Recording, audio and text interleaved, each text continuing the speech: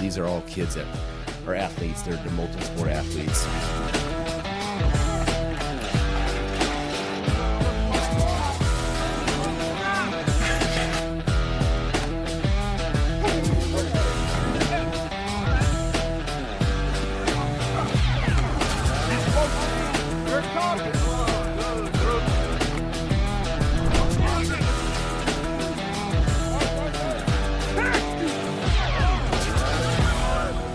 We're looking forward to the matchup tonight.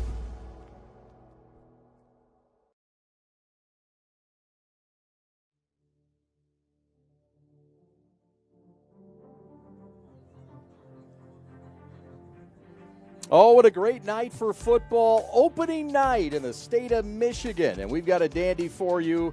Birmingham Seaholm opens up a new athletic facility and a football program that it's been very successful under Jim DeWalt. The Seaholm Maples welcome in Bloomfield Hills Blackhawks. My name's Chad Bush alongside Mac Horvath. Kara Wolfbauer will be along with us shortly. Mac, what a great night it always is for football and excitement that has built in this stadium. So many renovations going on, lots of excitement around the Seaholm football program. And the Blackhawks also have a bit of energy to them as well tonight. Yep, exciting opening night here. These two familiar foes opened up last season against each other. Seaholm came out on top, 38-21. Both return a lot experienced backfields in both the defensive and offensive side on both sides of the ball for both teams. So it should be an exciting one tonight. Jim DeWalt also knows a bit about Bloomfield Hills. He was a former coach at Andover for a few seasons, so he and Dan Loria have a little bit of experience there and a lot of respect amongst both coaches. Yeah, both coaches had nothing but good things to say about each other, both very familiar with each other. You know, these two schools being close, their coaching careers crossing paths here and there in this area. So, yeah, should be going tonight. When you think Seaholm football, you think that offense and the veer and how lethal it's been for Jim DeWalt and his club as they got 8 wins last year off it. Yeah, he said it's not a sexy thing. You know, they want to gain 4 yards at a time, and that's it. People might not like it, but it's what they built their program around. Everybody's bought in, coaches, players, everybody, and, you know, they've had a lot of success with it. So if it's working, you got to continue to do it and hopefully just keep improving upon it. And the Blackhawks, not the win total they wanted at the end of last year, but they got hot towards the end, and they got some reason to feel optimistic. Yeah, absolutely. Coach Loria, real excited about the guys that he returns, 8 starters on the defensive side of the ball. But, you know, starting the new sophomore quarterback tonight, got to get him going early on in the game and get him comfortable. Hopefully they're able to do that. An OAA White special. We've got it for you on Gridiron Game Day. Mac and I and Kara are back to Birmingham. On the other side of this timeout, we hear from Jim DeWalt and get his thoughts before this ball game right after these.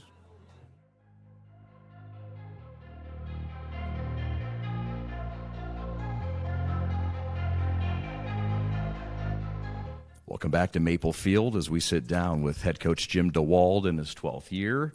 Getting ready for the Maples and the Blackhawks and a season opener here on the Prep. Jim, thanks for taking time. Thanks for having us at this beautiful new facility.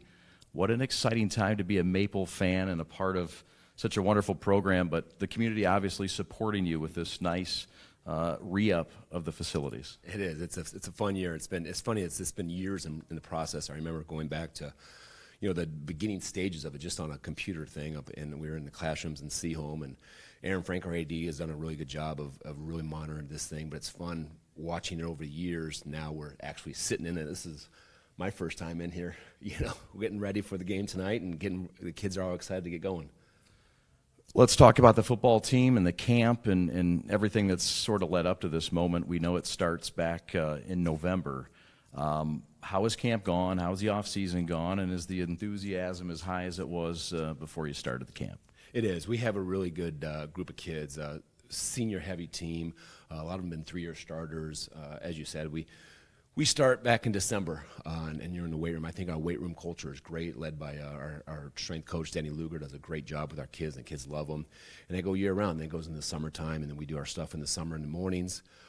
We've had a couple great camps this summer. Very pleased with our kids and where we are up to this point, and looking forward to, you know, see it unfold on the field. A 7-game improvement a season ago for Seaholm football from the previous year. That's hard to do. How were you able to do it, and can you sustain that improvement level this upcoming year? Well, we're going to do the best we possibly can. A couple years ago, we had a really, really young team. As I said, we got a lot of kids going to be third-year starters. So that 3 years ago, they were sophomores, young, first time on varsity. And during that time, our league was, we're playing some of the bigger Division I schools that year. It's just kind of a perfect storm of what not to get together. A bunch of first-year sophomores on varsity playing against a bunch of good high Division I teams. We had to play Clarkstons and the Lake Orions and the Rochester Adams. Just wasn't a good fit. But you get back some experience and you see what happened last year. We're with Jim DeWalt, head coach in his 12th year, and a native of Tustin, California. Not every day you get a guy who's fallen in love with Michigan from Southern California. What was it that brought you to these parts from Southern Cal? Well, I was lucky enough to play football at Western Michigan. They used to recruit the L.A. area. So I got a scholarship, came out and played football at Western, and never moved back home. And got an opportunity to coach here for a couple years as a grad assistant. Then met my wife, who actually went to Birmingham Seaholm, and so we moved to this side of the state, and couldn't be happier. This is a season for you that, as you mentioned, a lot of veterans come back, 21 seniors on the roster, and you've got a lot of talent, especially it appears in the skill positions and on the back end of the defense. Yeah. Tell us about some of the leaders that you expect to see performing at those skill positions. Yeah, it starts at the quarterback position. We're a veer option team, and in that position, you're making 3 decisions on every play, and they happen really fast. So Colton Kenny is going to be the third-year starter, and this is going to be the first time we've had a 3-year starter in a long time. So he understands the system. He's a coach on the field, so he leads it, but he's not. He can't do it on his own. We have Kyle Robbins is going to, he played a little bit as a freshman. Sean Emerson played as a freshman. He'll be what I call the B-back. Colton's twin, Grandin, is a really good B-back. It's our running back position. A lot of experience, and you have Jack Lewis as the other slot. But these are all kids that are athletes. They're multi-sport athletes. They played baseball. They had a great year in baseball last year, and it's transitioning over to football. So we're really led by those guys. Seaholm to the Final Four in 2019. Jim DeWalt will look to lead them back that way with a continuing trend this year. Give us some thoughts on the Blackhawks, your opponent tonight in Week 1. Well, Dan does a really good job at BH.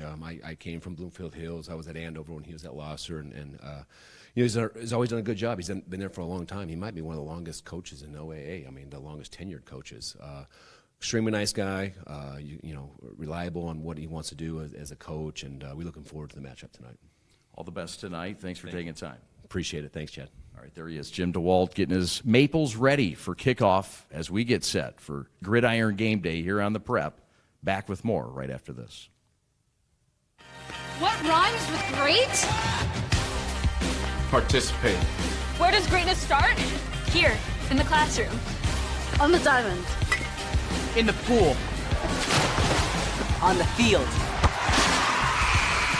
Where will your greatness take you? To better grades. To more friends. Yeah! Be great. Participate!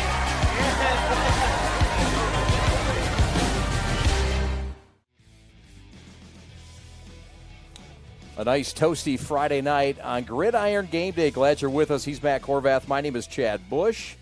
Time to get into the nuts and bolts of things and the folks that we expect to have a little impact in this game. Let's take a look at our impact players for tonight between Seaholm and Bloomfield Hills. Mac, what are your thoughts on the impact players? Let's start first with the Seaholm Maples. Who's really standing out to you? Well, on the offensive side of the ball, we're going to be looking at Sean Emerson here. He's moving different positions here from a slot to what Seaholm likes to call the B-back. Some people might look at it as a fullback or running back, getting a lot of carries there in the middle. He's kind of the lightning to their thunder and lightning combo. Right there, yeah, you can see the size that he's going to be able to bring to the middle of that offense. And on the defensive side of the ball for the Maples, you got Brendan Kinney, who Coach DeWalt said's one of the smartest players, or if not the smartest player he's ever coached. He's basically the quarterback of the defense, 3-year starter, and somebody they lean on a lot on the defensive side of the ball for a lot of their checks and calls from the coaches. Of course, his twin brother is the quarterback, Colton. Nice, cool storyline there. Right. You got the twin brother. Twin brother, that's twin right. Brothers. So, yeah, and then for Bloomfield Hills, we're looking at Jace Reed, the offensive tailback for the Bloomfield Hills Blackhawks, they are going to lean on him a lot, especially early on in the season here as the new quarterback gets adjusted. And so he's somebody that is gained about 700 yards last year. He's about 170 pounds, but is a versatile runner. He can bring both size and speed to that tailback position. And then looking at the defensive side of the ball, Kieran Crosley, their defensive end, 6'3", 215. He's somebody that you're looking at going to play the defensive end and a little bit of 3-tech. He's fast, he's strong, and brings a lot of toughness to that Bloomfield Hills defense. All right, both teams heating up on this 85-degree night. We're back on Gridiron game day to Birmingham Seaholm in beautiful new Maples Field right after this. All right, this is Adam. Take 2. Mark? I guess. I go like this. The best part about playing football in Texas has to be the reaction from the community. I want to encourage others to play volleyball or choir because you get to experience new things and do stuff that you've never done before. My reason why is passion. My reason why is pride.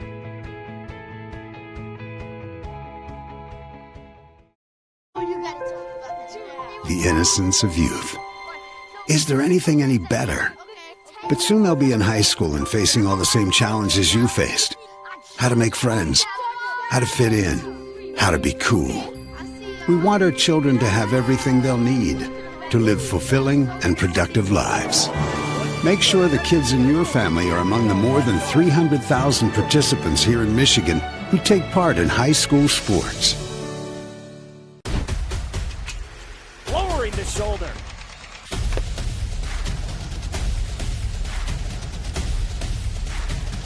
Swing and a miss. McGinley scores!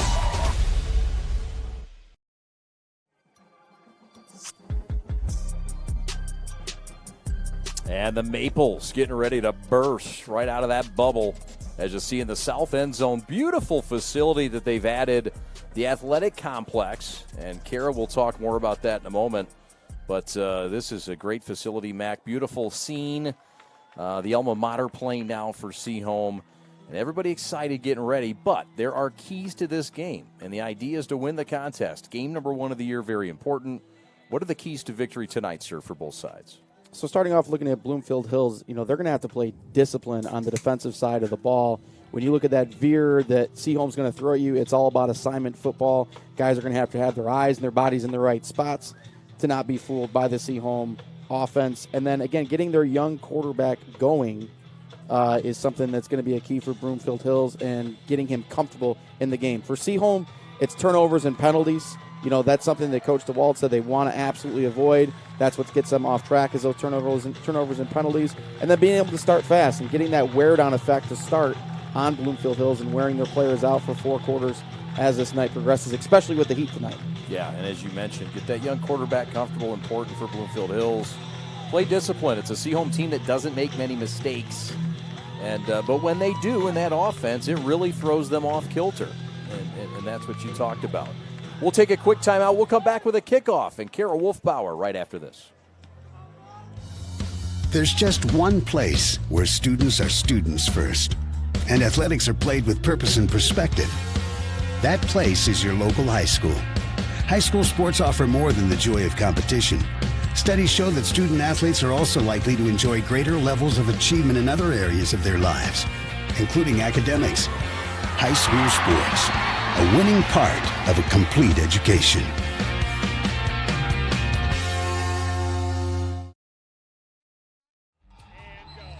It's 83 degrees here at Maple Field, but don't let that trick you. It's going to be a hot one today here. We've got Seaholm and Birmingham. We got Birmingham and Bloomfield playing tonight, but it says the heat index is about 93 degrees. Now, according to MHSAA rules, 104 is when we have to call game time. We cannot play anymore. So we've been looking out for the heat so far today, but that didn't stop the energy from flowing throughout the stadium tonight. Seaholm has been very excited. The guys are getting riled up. They practice like they play, so really excited. Saw them on Monday doing an absolutely fantastic job out here tonight. We got a great crowd here with us too today, so really excited to kick off our 2023 Gridiron Game Day right here at Maple Field. We'll send it back up to Chad. Thanks, guys, so much.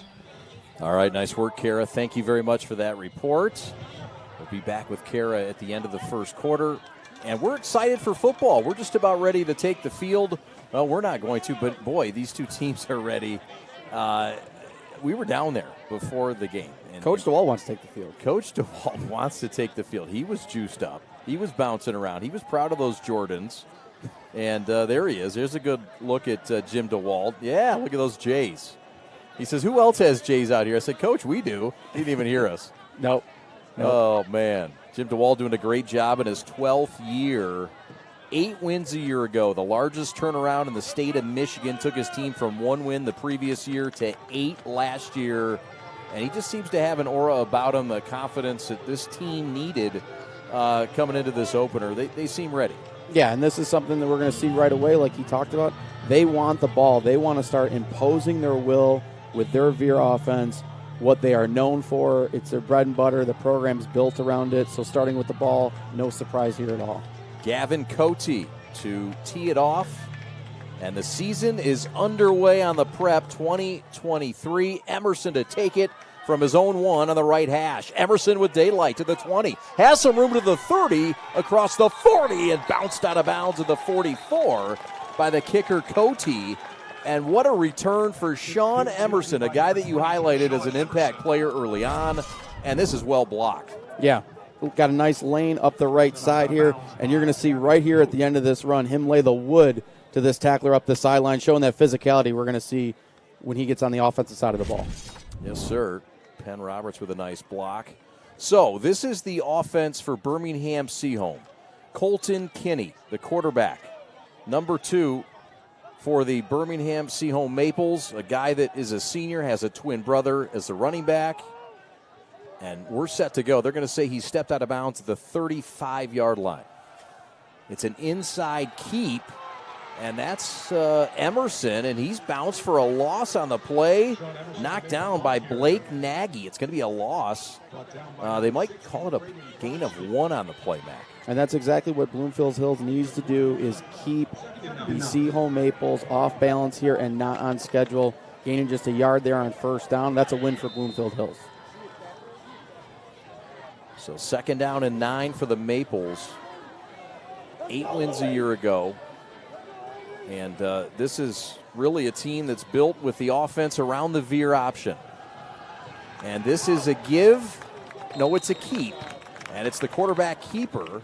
And it's good for 6 yards. This is Colton Kinney, the quarterback, doing what he does best. Yeah, it's a good carry there, physical runner. It'll be real interesting to see if they try to run away from Crosley, number 11 from Bloomfield Hills. Both runs there to the right side where he's lining up. Doesn't seem like they're trying to shy away from him.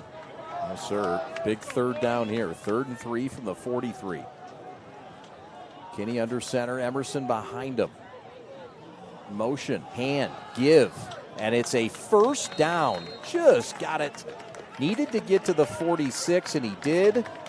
Move the chains. Ball carrier is Emerson.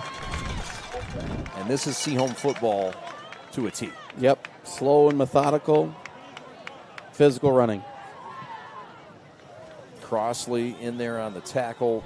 Another guy you featured along with Brodsky. So move the chains. Here's the starters up front. It's Ern, Baldner, Johnson, Thurswell, and Brandstrom for the Maples, a solid group. Couple of guys they lost to college, but they've backfilled those. There's a pitch left side. The pitch is to Brock Hartwig, and that is well defended and strung out. Fine job and a tackle, by Frankfort, Richard Frankfort, the senior. And Nick Gutler did a great job there of holding contained. Number 8, you'll see on the outside of this Bloomfield Hills defense, does a great job there getting the ball carrier first, slow him down, and the rest of the boys come and clean it up. The offensive coordinator is Jim DeWalt for Seaholm. The defensive coordinator for Bloomfield Hills is a new one. And a guy that came from Finley, Dylan Blunk. Inside give. And the hand is to number 34. That's Grandin Kinney. The handoff from his twin brother. And that's a gain of 3, a healthy gain up the gut. And here's where Seaholm differentiates from other teams you might see. 3rd and 7 here. Most other teams you're going to say this is almost an automatic passing down. Not for them. Not for them. They will slowly punch this away. If they gain 4 yards here, wouldn't be surprised at all to see them go for this on 4th down. There you see the starters Ing, Becker, Nagy, the middle, Reed, Cote, Frankfort, and Edwards on the back end. There's a pitch right side, Daylight. The pitch, and Robbins has it, but is tackled by Jace Reed, but not before another first down. Move the chains. Maple's second first down of the drive. Back. Yeah, nice option pitch here. Good read by Kinney. Over to Emerson. Jace Reed, great job getting off the block. Otherwise, that might have been 6. Jacob Drouillard with a fine block on the edge as well, but the ball, look, Jim DeWalt makes no mistake about it. He says, we want to keep the football. We want to keep it in our possession and hog it and wear the other teams down. And so far, they've done their trick. Handoff middle, Emerson, no. The give is the keeper. It's Kinney right side, inside the 20, down to the 16-yard line. And he's got this announcer fooled. And that's a big gainer for Kinney, the biggest of the night. And it's a first down for Seaholm, their third of the drive. And when you fake the handoff to Emerson in the middle, that absorbs that's basically a block because he's going to get tackled, and that springs Kinney to follow him right up the gut for a huge gain. Colton Kinney, 684 yards last year, second all-time for a quarterback in Seaholm history in rushing the football. Colton Kinney, also a fabulous baseball player. That's what he looks to play for in the next level. He's got the option left side. Has a man to his left, going to take it himself and dance into that end zone. Touchdown, Maples! Colton Kinney with a touchdown run of 15 yards. And the Seaholm Maples are on the board in Birmingham first. That's just how Coach DeWalt drew up that first drive right there. Nothing but Seaholm football, veer option runs, both to the right and left side. Physical running the entire drive, finishing off with 6. The fakes are crispy, and Kinney taking over the back end of that drive. 7 plays, 64 yards, and into the end zone is Seaholm, and here comes the extra point. The snap's good, the hold's solid, and the kick is up, and the kick is good. So, 7-0 Seaholm. On the Wesley Billings extra point, we'll take a timeout. The Maples draw first blood on Gridiron game day. Welcome back to the B on a Thursday night. Glad you're with us.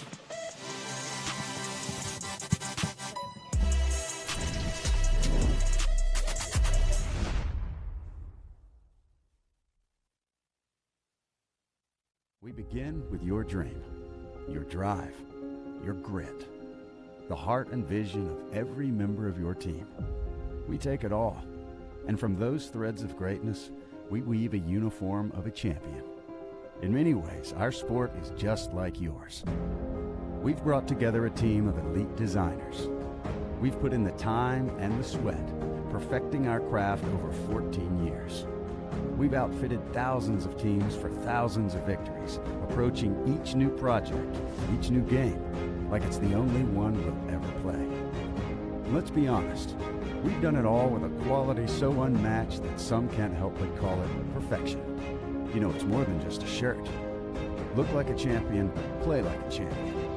A champion powered by the G. Hashtag G. Chad and Mac back with you. Kara Wolfbauer on the sidelines we'll get to shortly. On a 85-degree night, some humidity, but the sun's shining. There is a threat of weather.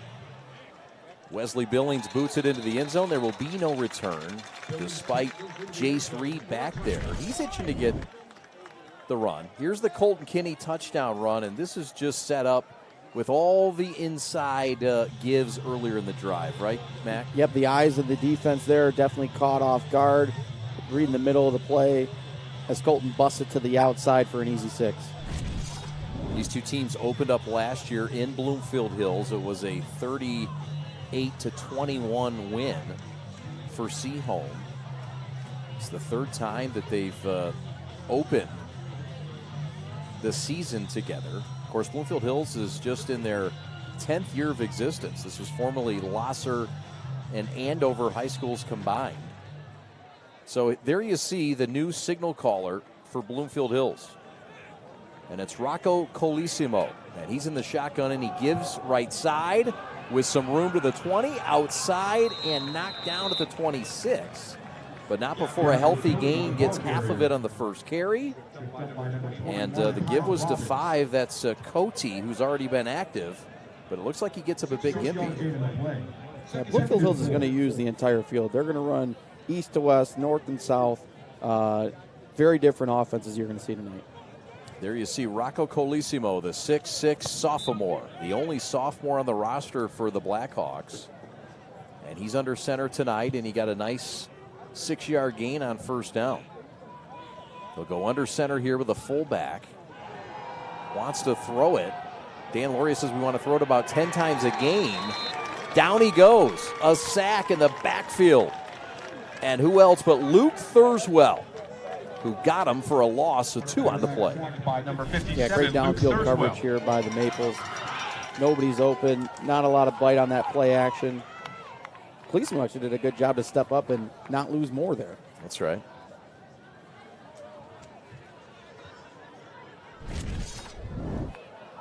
There you get a look at the crowd. The Seaholm Maples have really filled the stands. Supportive community for football. And so many state championships in many sports. 2019, the Seaholm Maples were in the semifinals. So a lot of recent success. Here's the inside give, and for the first time tonight, we get a look at Jace Reed. And Reed is going to have enough for the first down. He needed 4. He got 4.5. Move the chains. And the Blackhawks get their first 10 yards and move the chains. It's a big pickup. A lot of confidence can be built off that. There you see Reed, the running back, along with Marks, the fullback, Cote, a wide receiver, and Frank Fort, another wide receiver. Not Frankfurter. I know you get it hungry. Getting hungry up there. Jack Holton, the right tackle, looking like a player from the 1940s. Backfield, strung out and thrown down. Emerson has him back to the 25. Jace Reed was thrown down, but there was a pre-snap flag. And this one might be moving back even further. Here's another look. Maybe a holding. Yeah, it's a great read by the safeties in the corners, getting down, playing downhill. They're going to decline that one. That is wise. Tackle for loss that goes, credit Emerson, but there's always another player that forces that edge. Thurswell's one of them, along with Johnson and Earn. And El Sharnobi. Hartwig, Roth, Roberts, and Kinney are the backers. And on the back end is Lugar, Robbins, Lewis, and Emerson, who you saw make that TFL. Second down and 15, back to pass. Colissimo, middle screen, and it's not going very far. Just a gain of 2, well read by the smarty pants in the backfield. That's Grandin Kinney, the smartest football player Jim DeWalt says he has ever coached. Yeah, it was an easy read there for him, no fooling him. As we look at the replay here, drops back into coverage, easily beats the blockers, and makes the tackle on Evan Becker. So, behind the stick, something Dan Loria talked to you about before the game. Not a position he wants to put his sophomore quarterback in. He's in it now. Yeah, definitely not. And this is also when the Maples like to come in, bring their defensive package in that dials up a lot of pressure. They say we have to earn the right to rush on third. They have. There's a pass, curl route coming back. There's contact and no call. He was looking left side, looking for Blake Nagy, but Colissimo goes a little bit low on the pass, incomplete, well covered, 4th down punting time for the Blackhawks. Yeah, good coverage here. Good protection by Bloomfield Hills. Just couldn't get any separation. Maybe got away with a tug there by Seaholm. Great coverage by Jack Lewis. Referees don't throw the flag. It's good coverage. That's right. Kieran Crossley back to punt, guy who does a little bit of everything, including drawing the defense offside. So that'll earn him 5 yards back, and that'll make it a 4th and 8 now. And they'll move that thing across the 30-yard line. A little bit more breathing room. Here's another look at it. Yeah, a little oopsie. And that's going to earn a talking to from Coach DeWalt. Yeah. running those Jays down that sideline quickly. There's a low liner punt. Back to get it is Emerson at his own 30. And he's going to cut up near the hash. And it'll be a gain of about 7 on the return before he shrugs off the tackler. And that is where Seaholm will start their second drive. Emerson's always looking for contact. Before the whistle, after the whistle. Razoki with a tackle. And so, we're going to go down to Kara Wolfbauer, who has a report from the field. Kara? In the Maples' first drive tonight, they already went 8 runs, 8 consecutive runs so far here. Colton Kinney with the first touchdown here today. The team's got a lot of camaraderie running through them, especially with the 2 brothers on the team together. We should be seeing a lot from Seaholm tonight. We talked to the coach from Bloomfield. He talked a lot about trying to be more aggressive on the defensive side, so hopefully seeing more of that tonight. Thanks, Kara. Yeah, no doubt. A run-dedicated team in this Veer offense. Another run here. She mentioned the 8 straight runs. That's the 9th straight. Jim DeWalt talked about how often he wants to throw the football. Not very often. What do you say, twice they average a game throwing the football? Yeah, the numbers on what they throw it on in the season is pretty remarkable. And they got a great roster for what they want to do right now. You can pound it in there with Emerson. He's coming out right now getting a breather. And now you got Graydon Kinney in there, another big man that they got to handle. A lot of physicality in the run game for the Maples. No doubt. So, gain of 3 on the play. Maples leading 7-0 in this opening quarter of this opening night of football in the great state of Michigan, across high schools across the country. Kinney keeps it, and he is going to bowl his way forward. It was going to be a loss, but he turned it into a gain of 2. And the tackle made by Gavin Cote, 3rd and mid. When you're 6'2", 220, and you get tackled, you just fall forward for at least 2, which is what we see here. The power that Jim DeWalt spoke of with his senior signal caller as Emerson checks back in. A big 3rd and 5 money play with 3 minutes left to go in this opening quarter. He's Matt Horvath. My name is Chad Bush. Alex Westfall, your executive producer. Colton Grandy. Colton Kinney. Hands off. Emerson, left side, first down. Needed 5, he got 6. And the all-leaguer turns the legs and moves the chains into enemy territory. Great job by the offensive line here, opening up this hole. As we see here, cutting it off, sealing that edge. Great job. Emerson's not touched till he's about 6 yards down the field. Those big guys up front on that left side, Magnus Branston, Luke Thurswell. Magnus just sounds like a mauler name. That's a left tackle name. That is a left tackle name. Came out with a wound with the pads on. That's right. So, 49-yard line. Colton under center. Going to pitch right. It's Robbins. Kyle Robbins still on his feet. Ball loose. And the Blackhawks say they have it. Kyle Robbins, the officials say not so fast. They're going to say he's down, and we'll get a benefit of a replay. And this is fastball mode that they're lining up. 2nd and 1. Solid job by Robbins here. Strong run at the end. Yep, finishes the run. Definitely looked like he was down there. Yep. 2nd down and 1 motion. And an offsides nearly. It looked like they got away with a false start there on the quarterback. Kinney keeps it himself. You don't see that often. But Kinney almost got a false start on his own right.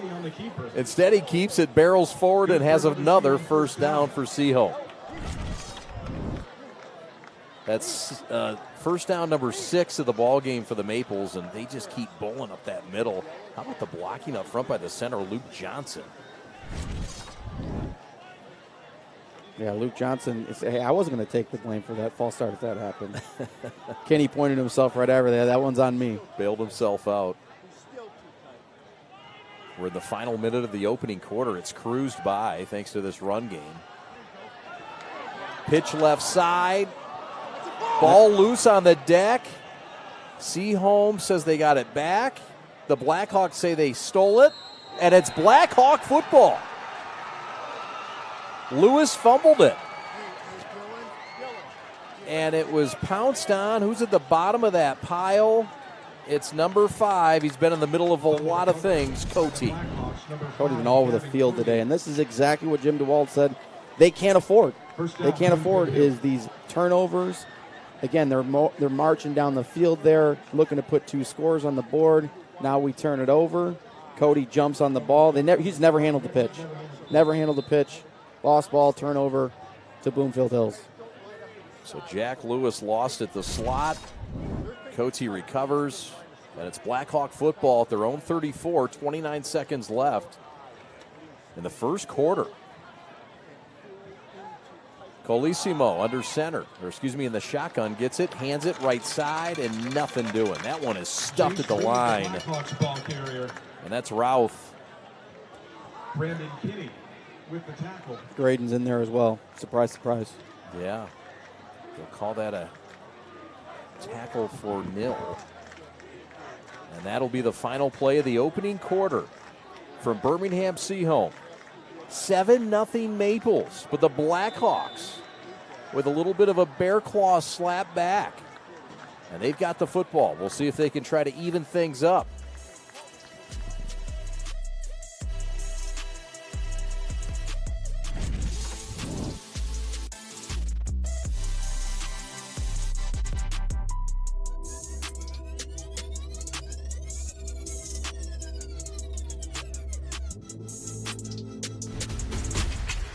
Lowering the shoulder.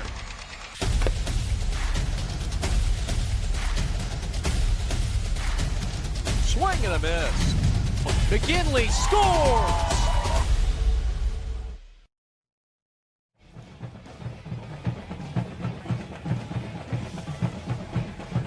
If you take a look behind me right now, you can see the new facility project Seaholm High School has been working on as of recently. Back in 2019, a bond was passed, and they immediately started construction here at Seaholm High School. We talked to Coach, and he said that about 4 years ago is when he first saw the plans, but it recently came into action this year. Only 2 months left until they see it all back into action here. We'll send it back up to Chad and the guys in the booth. Thanks so much, Kara. Appreciate that. Yeah, what a facility you can see behind Kara. Just a beautiful, Alex Westfall and I got a chance to tour it earlier this week, and you can see the camera 3 location up there. I mean, it's just all kinds of nooks and crannies that make this thing very special, Matt. Facilities are just, the next trend and what's important to a lot of schools, keeping kids involved in athletics, keeping kids in your school district. Seaholm did a great job here. Colissimo with a pitch and go, and that is caught inside the 40 down to the 36. Catch made by Nick Gutler. And that is the longest play so far of the ball game. That's a Frankfurt, rather. Excuse me. A little jump ball action here by Colissimo, and Frankfurt just goes up and gets it over Emerson. So that's the big play that Dan Loria was looking for. Just misjudged a bit by Emerson. In a jump ball scenario, you throw it up like that. A young quarterback, you might get a little nervous with him doing that too many times, but sometimes it works out. Yeah, Colissimo's he's been impressive so far. He doesn't seem rattled at all from the young sophomore. The 6'6" poised sophomore in a double reverse, triple reverse pass, back, throwing right flat, and incomplete. They had Jace Reed open, and the rookie overshot him in the right flat. Yeah, he's looking for one man on the route there because Frankfurt had the entire defense beat behind him long.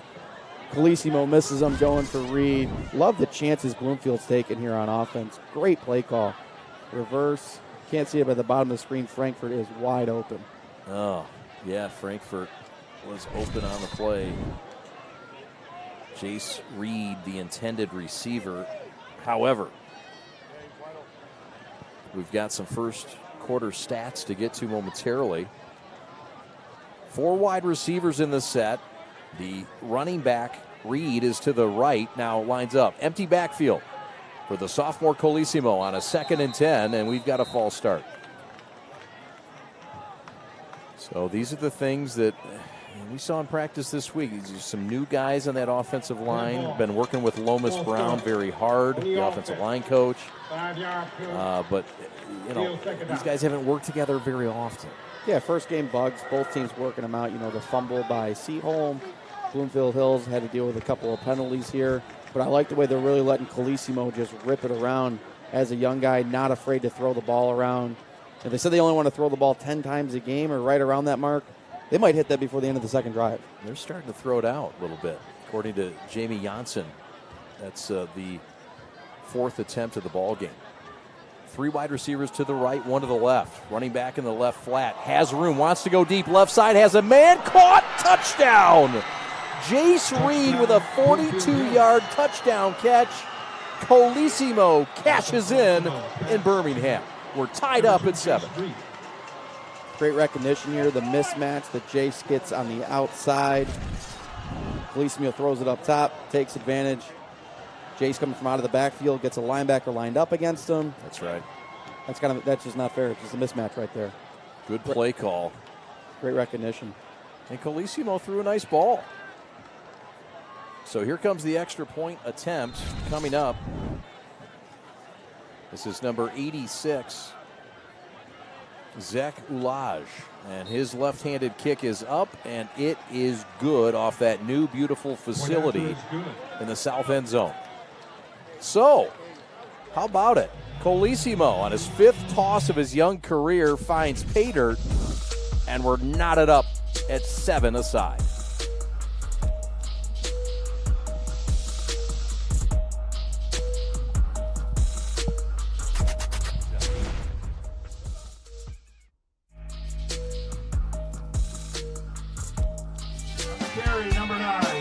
My dad and my grandfather are officials. I've grown up around officials and seeing how much they enjoy being part of the games. As a student athlete, I've always appreciated the people out there who are willing to give back to the kids.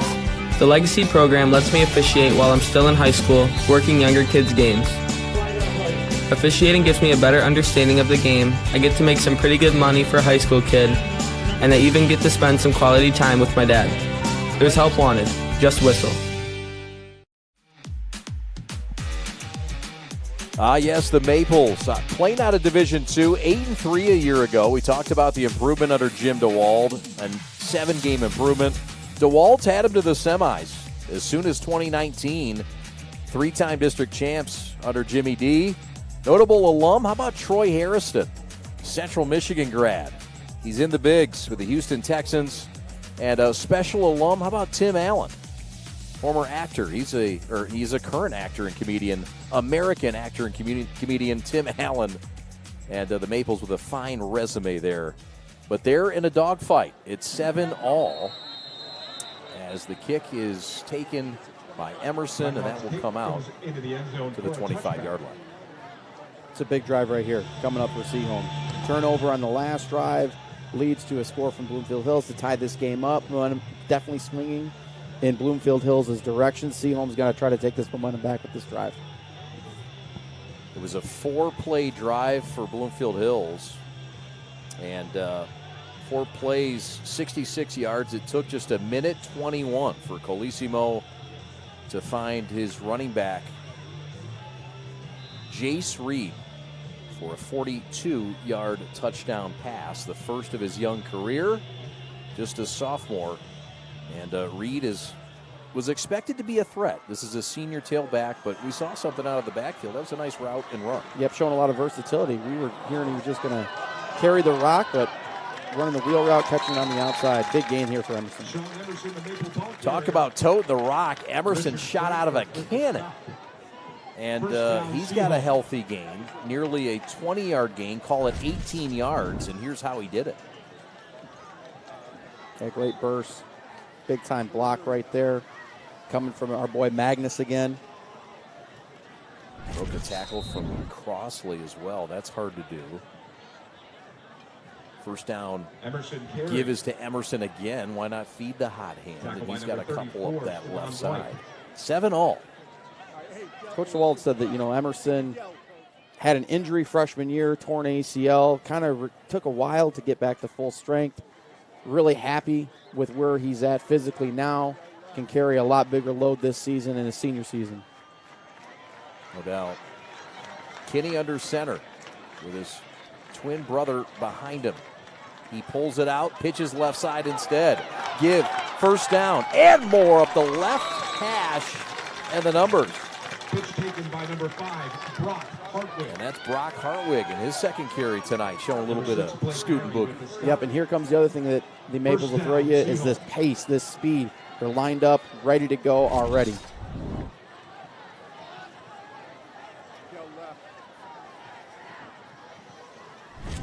First down and 10 from the 42, and Jim DeWalt is going to say, hey, hold on, let's audible here.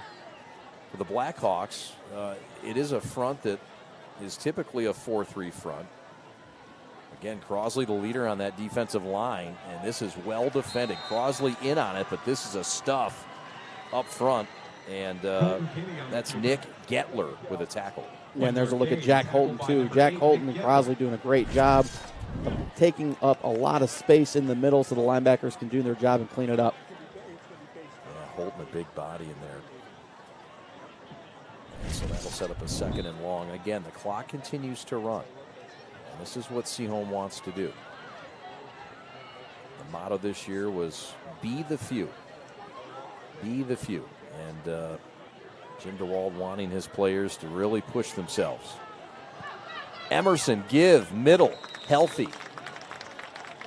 Gain of about 7 for Emerson, who keeps churning up yards. He was expected to be their top rusher, but look, this is a guy, Mac, that we talked to in practice. He's a slot, and he had to make an adjustment to go to that B-back position. Yeah, it's the spot they wanted to get him in. They had him in it earlier in his career. They moved him last year because of a need, and now they feel they can utilize him in that spot. Going to catch a little blow here again for Graydon. Lewis is back in there. He's the guy that did fumble the football. So we'll see how he responds. Kinney, left side, calls his own number, has the first down on 3rd and 2. Needed 2, got 4. That's inside the 30. And the Maples starting to knock on that door a little bit. Continuing to grind and run that veer to perfection here. Really physical run here. Finishes it off. Woo. Fighting through contact for about another 3 yards out of that. Tackle finally made. Dragged down by Zek Ulaj. Kinney again calls his number. And gets down to the 20. Gain of 9, 7:50 left. Colton Kinney on the keeper. Same play again there from the Maples. They're clearing, they're sealing off that edge, but Bloomfield Hills has got to account for the pitch man, and that opens up the run for Colton here. Again, dragging defenders. This is a quarterback that can really run. Second in school history a year ago, wants to get most in school history this year. He's got a great offensive line to do it. Handoff is to his twin brother, that's Grandin Kinney. These two will play baseball in college, but they are loving their football days here. We had a chance to talk to their dad at practice earlier this week. Very proud. Yeah. And you can tell how well they run it together, especially in this offense. That's important, right? Yeah, definitely. You want some cohesiveness, these reps, the togetherness of this team. That's something that all the coaches talk to us about. This has kind of been the year they've been building towards. So many of these guys have been 3-year starters. So good to see the season getting off to the right start. That's the Bloomfield Hills side that's starting to heat up. Back to pass. Kinney throwing right side. Got a man caught. Touchdown Maples. It's Jack Lewis in the end zone. Earlier fumble. This time it's 6 points. And the Maples are back on top in Birmingham. Coach DeWalt wanted to throw the ball more this year. They're 1 for 1. Throw the ball, touchdown. That's a great ratio to have. You try selling him on more passes a game. Yeah, when you throw it, it's the most deception of deceptions. And Seaholm looking to double up the lead right here. Mix up there in the backfield for Bloomfield Hills. Both Jace Reed, Rich Frankfurt covering the same man over the middle of the field, and that leaves Lewis open on the wheel route. Billings' extra point is good. Off the hold from Louis Sullivan. And it's the Maples answering back on the drive. A touchdown pass. How about it? Lewis into the end zone.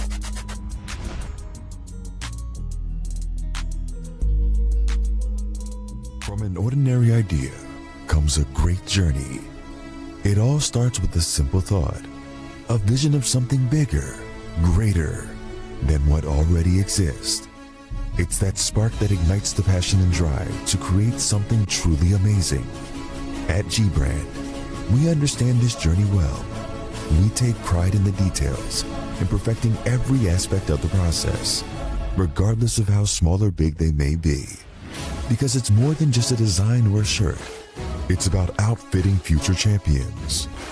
There's something to be said about a team coming together, each member contributing their unique skills, talents, and ideas. It's that collective effort that takes a simple idea and turns it into something truly great. The process can be excruciating, with countless hours spent tirelessly reviewing every detail. But the end result is pure and so rewarding, knowing that we've created something that will inspire greatness in those who wear it, whether they come from...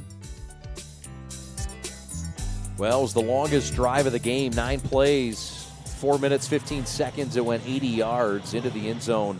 Is Jack Lewis, 16 yards in the air from Colton Kinney, and a rare touchdown pass, and the Maples are up 14-7. 6:50 left, return Reed, and he slipped up or tripped up at about the 21-yard line, and he was not far from finding a seam. I think he lost his feet underneath him there. I don't think anyone touched him. Well, the Blackhawks out of the OAA White Division I, 3-6 a year ago, but a late run, 3 of their last 4 they won.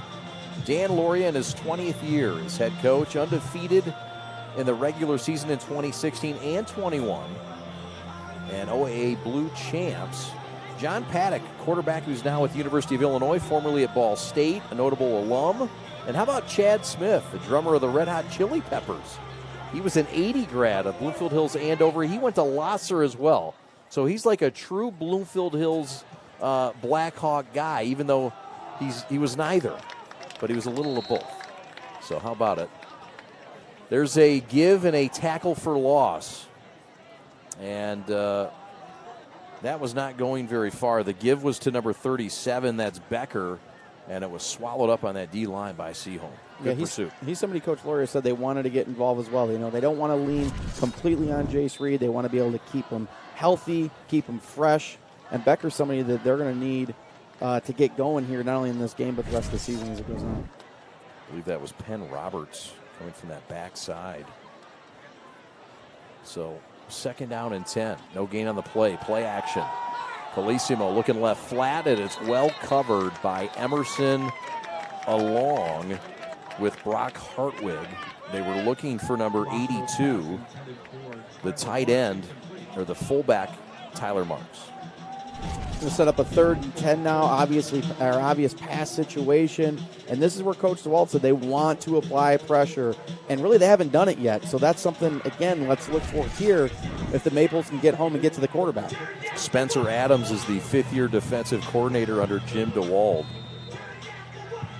And, I mean, we kept hearing in practice that we've got to earn the right to rush the passer on 3rd down. And boy, have they ever done that. So now they're pinning their ears back. Sorry, five wide here from Bloomfield Hills, ready to chuck it around. Empty backfield. Colissimo, the sophomore. Center screen again. Going to try it. Got a man over the middle. Not enough. Swallowed up at the 29-yard line. Fine play by who else? It's Grandin Kinney. And the pass was to Chris Edwards, the senior running back. And it's now punting time. Perhaps for Bloomfield Hills. This tackle was a yard short. How about this tackle by Grandin Kinney? Great play call here. You know, Dan Lauria calling the plays for Bloomfield Hills. Great play call, sensing the blitz. Center screen comes up just shy. Still, I don't know. They look undecided if we're going for this or not. They want to talk it over. Yep. We'll talk it over with them. We'll pause for a moment with 5:20 to go until halftime in Birmingham. This is Gridiron Game Day. We are the Prep. Thanks for watching.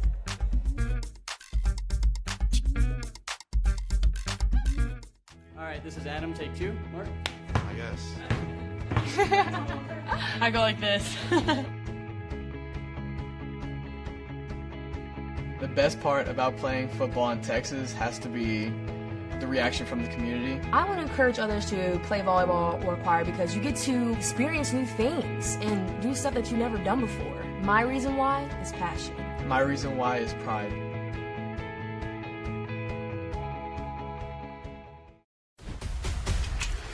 Lowering the shoulder.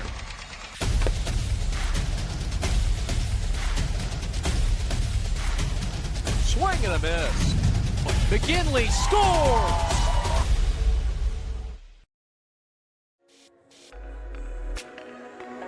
If your company wants to make the turn to the next level, make sure you contact Make the Turn, an award-winning digital marketing firm based right here in Metro Detroit. Founded by Mike Sullivan and Kyle Bogie in 2019, they've quickly grown to a full team of professionals who create custom marketing solutions to help grow your business.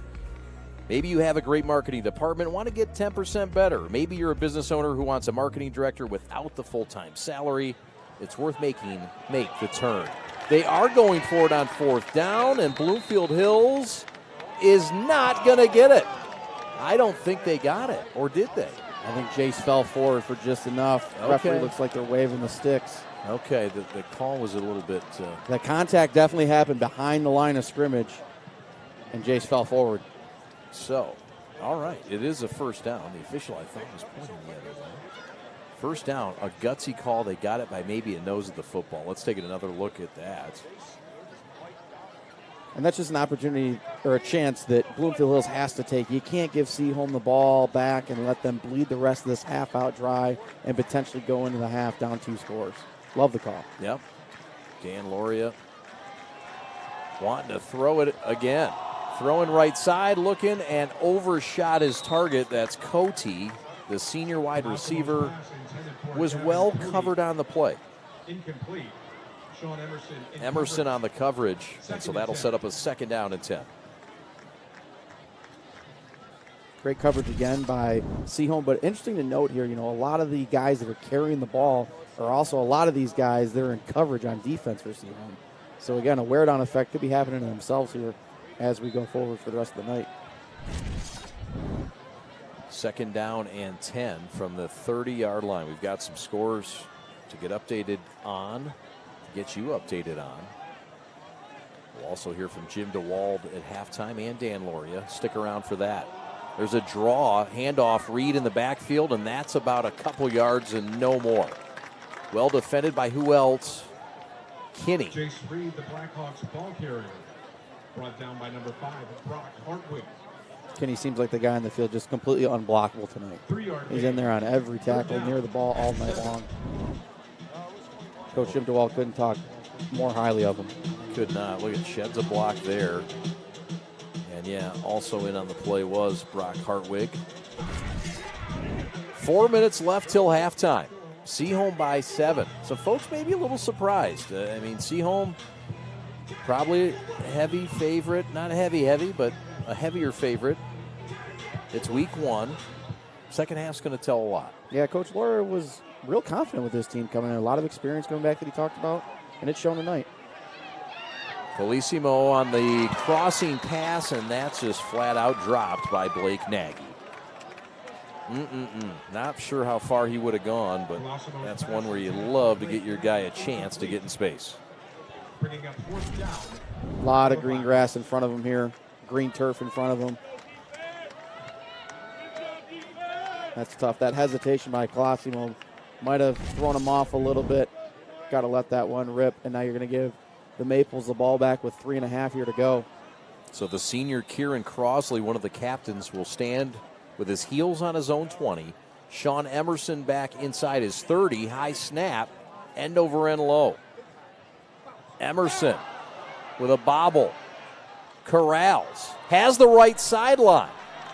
Has the 30 and up to the 34. Fine recovery by the senior running back Emerson and the leading rusher tonight. Most guys get to the sideline. They want to juke, maybe step out of bounds. Emerson lowers the head. He looks for some contact. He wants to get hit. He does. One of those guys that has aspirations to play at the next level. Might be a little banged up here. Holding his hand coming to the sideline. Yeah. So we'll keep an eye on that. Maybe Kara can See what's happening. When you go in that blue tent, you know things are real. But sometimes those things fester. We'll keep an eye on it. But for now, Emerson checks out. Might just need a blow. Guy's been on the field for every play. Pitch, left side, daylight, and a near first down. Shoulder got lowered. And Alejandro Rauth with a fine gain on first down. Move those chains. Bad intentions out of the young man. It's been all night here. Robbins setting that edge against Nagy. 21 for Seaholm versus 6 from Bloomfield Hills all night on the edge. Daylight left side. Grandin Kinney out of bounds at the 28-yard line. Handoff taken by Brandon Kinney. 25-yard gain on the play, under 3 minutes, and the Maples want more after they went up a score. Here's another look. Yep, again, eyes going to the pitch, keeping to the quarterback. And it's one where they gave it to their B-back or maybe a fullback you might consider. Twin brother to twin brother handoff for a huge gain. The ground game right now for Seaholm, tally it up, nearing 200 yards on the ground in this first half. Give inside on the veer.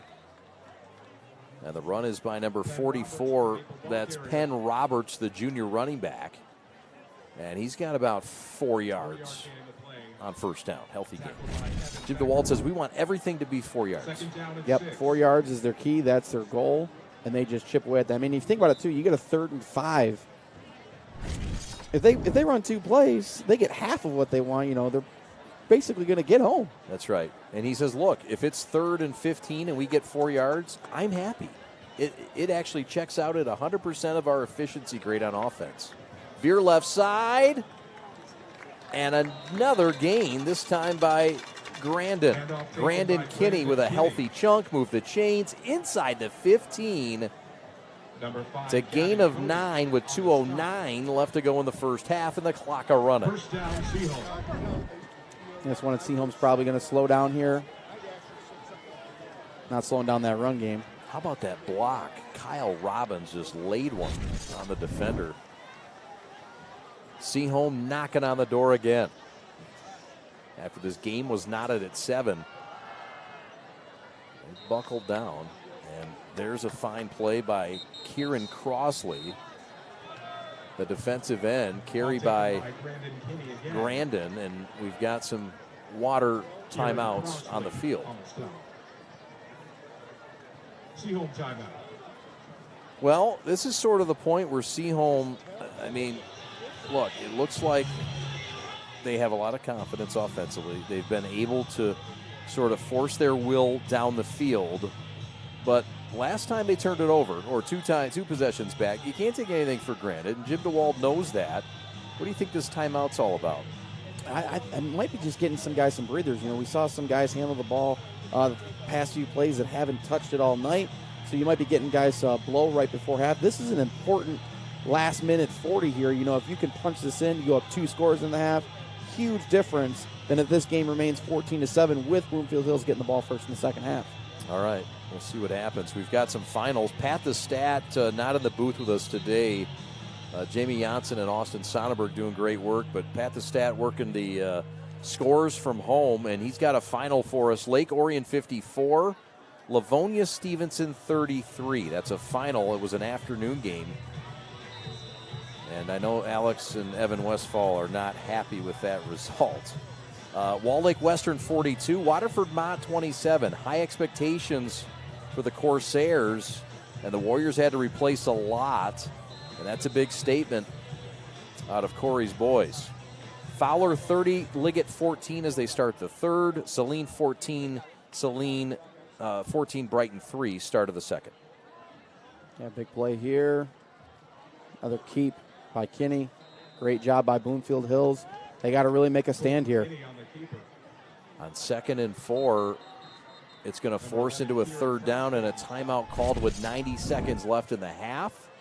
We'll step aside and take a timeout with them. Seaholm by a touchdown on a beautiful Friday night in Birmingham. Where's that rain? Stay away, rain. Does your bank make you feel like you belong there? At Alliance Catholic Credit Union, you are a member of a financial institution that serves the Catholic community, providing you with an opportunity to align your banking with your Catholic identity. You receive all the products and services you need to manage your money, and your membership helps support Catholic schools, parishes, and organizations. It's time to put your money where your faith is. Visit AllianceCatholic.com to get started today. Service, community, Catholic. Alliance Catholic Credit Union. Federally insured by the NCUA. Lowering the shoulder.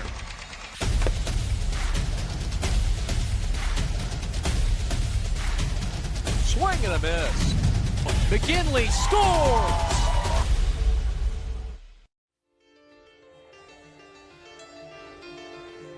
All right, a big third down. Chad and Mac back with you in Birmingham on a Thursday night. Feels like a Friday, doesn't it? 3rd and 2, Seaholm. Colton Kinney under center. Gives up the middle. It's enough for a first down inside the 3. Move the chains. It's Grandin Kinney with another carry, and he's one step closer to that end zone. He's in the shadows of it right now. Can this defensive line from Bloomfield Hills make a stand here? Would be absolutely huge and maybe game-changing if they were able to do so. Yeah. Colton already in the end zone once tonight as we wind down to 65 seconds left until the break. Colton under center. Hands off, left side, power into the end zone. Touchdown, Maples! That's Grandin Kinney with a 3-yard touchdown run, and the Maples are up 2 scores here in Birmingham. Kinney, the big fella, going over the left side, following Magnus. Luke Thurswell into the end zone. Robbins chipping in there, getting a block from that slot position. Almost like a lead fullback there, throwing that block from that slot position. Into the end zone, 2 scores now. Look at the big fella helping him up. Uh-oh, that one's loose. The snap was low, and that is a failed attempt. And you can credit the hustle of Chris Edwards, who was in on that. We'll get another look, but with 57 seconds left, put an asterisk next to that. We stay at a 13-point advantage for the Maples. 2 timeouts here coming up for Bloomfield Hills. Are they going to take some chances here and let the young fella still sling it around? Or are they going to be content to go into the half, down 13, getting the ball first in the second half? Well, McFarland Electronics, they're your one-stop AV guy for all your home automation needs, whether it's network, motorized blinds, automated lighting spaces, frame TVs, Ring Sonos, Savant, and much, much more. They're also your outdoor TV and speaker specialist, and we've got their outdoor TVs and speakers down below at our production tent, and they'll get in your backyard, and they're ready for you. Whatever it is, a big game this fall, whatever the event, you won't be disappointed, and as in football tradition, they are a back shoulder throw of an AV. Give them the ball. They want it. The best speakers on earth, the best systems on earth. Let me, McFarland Electronics, help you with all your digital needs. And we thank them for the beautiful TV. What is that, an 85-incher? We appreciate that. We'll have McFarland Electronics at all of our games. There's a lowered shoulder on that far sideline at the 25. Man, that was by the touchdown performer tonight for the Blackhawks, Jace Reed. Lowered the boom. He's only about $165. Yeah, Coach said he's a physical runner. He showed it all night. Look at this. Fine blocking job. And then, okay. So out of bounds. So 51 seconds to work. What do you do if you're Dan Loria? Do you give the kid the keys to the car and let him try to make some chucks down the field. He's had some fair throws tonight. Yeah, they've done it all night. So I would be actually surprised if they didn't let him sling it around here. Plus, if you give it back to Seaholm here coming up, they pound the ball. They're not really going to hurt you with it through the air. So you got time as long as you don't turn it over. Don't turn it over, young fella, if they do let you chuck it around here. That's right. Might be the last time they let you do that if that happens. You bet. Stick around at halftime. We'll have Aaron Frank, the athletic director of Birmingham Seaholm, and our fine discussion with him earlier this week. There's a handoff right side, and there's no progress.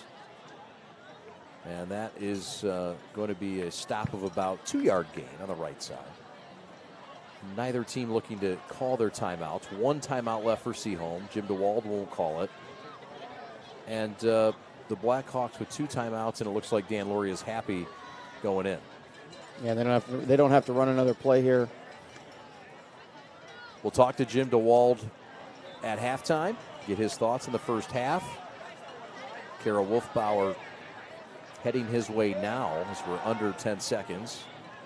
Calissimo's going to take off and run, and he's going to get hit at the 30 and thrown down as time expires in the first half. Dangerous play, and who else? Kinney making his implant on that defensive side of the football. Yeah, just needed to get one more hit in before the half. He's got to take a 20-minute break, so he wanted to find that physicality before the break and did so there. All right, so 20-7 Seaholm leading Bloomfield Hills. And Kara Wolfbauer is down on the sidelines with head coach Jim DeWalt of Birmingham Seaholm. Kara? Now joined by Jim DeWalt from Seaholm, head coach. So, Jim, how are you guys feeling in the first half of your first game of the season here in the 2023 year with all these people here today? Yeah, it's a great environment. We just got to play more loose, right? I think we're playing a little too tense, a little too timid. It's not who we are, what we do, how we live. We got to be a little bit better with playing loose and having fun. We can't turn the ball over, obviously, and then we got the wheel out of the back for a touchdown. We got to cover that. That's a big mistake on our part. But biggest thing, have fun, play hard, and just enjoy football. It's Friday night, right? It's Friday night. Enjoy it. That's all we got to do. Yes, little things always seem to slip through the cracks early on in the beginning of the year. But tell me a little bit more about the Kinney brothers and their dynamic on the field as well. 2 touchdowns for them in this first half. Yeah, the joke with them is they've been meshing since they've been in the womb. They've been around our football program since they've been knee high. They're great kids. They're very smart. They're smart as any coach out there. So it's very nice, and they have a really good combination out there. They do a really good job. Yes, and how are you looking to cover more of Rocco, their number 81, their quarterback? It's only been his 5th pass so far in his career. Looking to cover him more here tonight. Yeah, well, we got to get him down in some third down situation. We got to rush a little bit more. I think we played a little too passive defensively on some of those late downs. Just trying to stay more run heavy defense. We got to get after him a little bit more in pass rush. Thank you so much, Coach. Good luck during halftime. Send it back up to the guys in the booth now. Thanks, Chad. All right, thank you very much. Great stuff from Kara Wolfbauer. We appreciate that. Also appreciate Jim DeWalt. Great stuff. Mac and Chad are back with you. Aaron Frank on the other side of this timeout. We'll have stats. We'll have highlights. We'll have it all from Birmingham. Seaholm up by 13 at the break.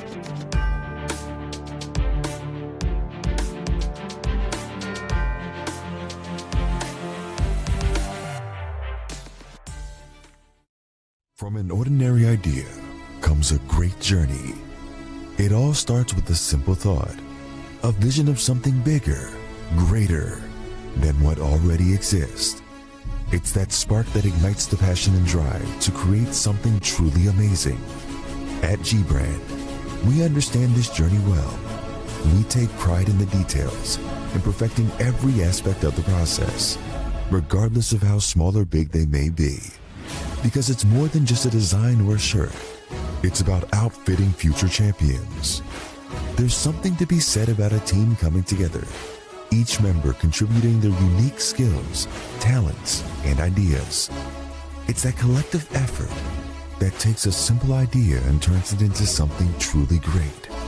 The process can be excruciating, with countless hours spent tirelessly reviewing every detail. But the end result is pure and so rewarding, knowing that we've created something that will inspire greatness in those who wear it. Whether they come from a savage land or a booming metropolis, whether their numbers are 2 or 2 billion, the greatest their numbers could ever become is truly to become one. That's why at G-Brand, We're more than just a clothing company. We're a movement, a community of like-minded individuals who believe in the power of coming together to make a difference. So join us on this journey as we strive to outfit future champions and inspire greatness in all that we do. G-Brand. Now that's game. Welcome back. We're here with the Birmingham Seaholm Athletic Director, Aaron Frank. This is his 26th year at Seaholm, and it's always an opportunity for change and improvement. And boy, are you ever doing it big time in this off-season. Tell us about the beautiful new facilities at Seaholm. Well, thanks. We are really excited. We're just rounding the sort of the corner to the fourth quarter of our major athletic improvements. So we've been working on a project for several years. We're standing right now in our new auxiliary gym up on the third level, which is an indoor track. It's very exciting. So we have this beautiful new building that we're standing in now. It has a lot of features in it that support the community and all of our athletes. And then, of course, as you've seen, a lot of improvement around the entire campus. So that was all wrapped up in one large bond, and we're coming toward to the end of that construction project, and it's incredibly exciting for us. And you touched on it, and one of the special features of Seaholm is all of the sports with both genders that are offered here. And you and I were speaking off air. I mean, it's really amazing the different kind of student athletes you can attract here at Seaholm to your athletics program. Sure. We're very proud of the fact that we have 35 different varsity sports in any given year. Between 2/3 and 3/4 of our students participate in at least one interscholastic sport. So it's something that's just part of the culture in our community. It's something that many of the parents participated, and now their kids are doing it. And it's a lot of fun. It really creates a community atmosphere. And it was important to us in our focus in building these new facilities because, even though we're here at a big football game tonight, everything that we did in this project was specifically intended to provide opportunities for every student athlete, every sport, from golf to basketball, track and field, cross country, soccer, you name it, indoor and outdoor sports. We've really tried to address the needs of each group so that our kids can excel and so that we can create a great atmosphere for the community. And talk about a great atmosphere like tonight's game. I mean, the opener, and the community's been rallying. This football team, 8 wins last year. Jim DeWalt doing a great job. But this Thursday night, everything sort of has come together. And this community really embraces Maples football. They really do. There's nothing like, a football game under the lights here. And it is a huge community event. Obviously, the tradition of excellence in football in this community goes back decades, but it's not just football. We have a large and successful marching band. We have a dance team that is highly competitive. We have a cheer squad. And then, of course, all of the students, all of the community, all of the alumni. So every year, these home football nights are a real community happening. This year in particular, as each of our new the components of our facility are coming online, it makes it even more special. We're very excited to be here tonight for everyone to take part. What's your favorite feature of this rebuild? What has really struck you as like, wow, I'm proud this has all come together and it looks this way? I'm really so proud of the whole thing, and it's so fascinating to go through the entire design process. And, you work with everything on paper and you see it on a screen, and then the skeleton starts to take shape. I guess the answer to your question is right now you and I are up on the third floor here of this auxiliary gym. And this facility overlooks both our softball field to the south and our stadium to the north. And so this is the type of building where we expect every student at Seaholm, our staff members, to utilize this track during the course of the school day and after school and be able to see the whole facility. It's really unique in the way this is perched in the south end of our stadium here. And so I'm really proud of this. This is really exciting. What a great facility for the community, the students, and the whole culture here at Birmingham Seaholm. Aaron Frank, thanks so much for having us tonight. Appreciate your time allowing us to do this broadcast, and look forward to being a part of many more events. Thank you so much. All right, there he is, Aaron Frank. More football in the second half to continue from Maple Stadium right after this.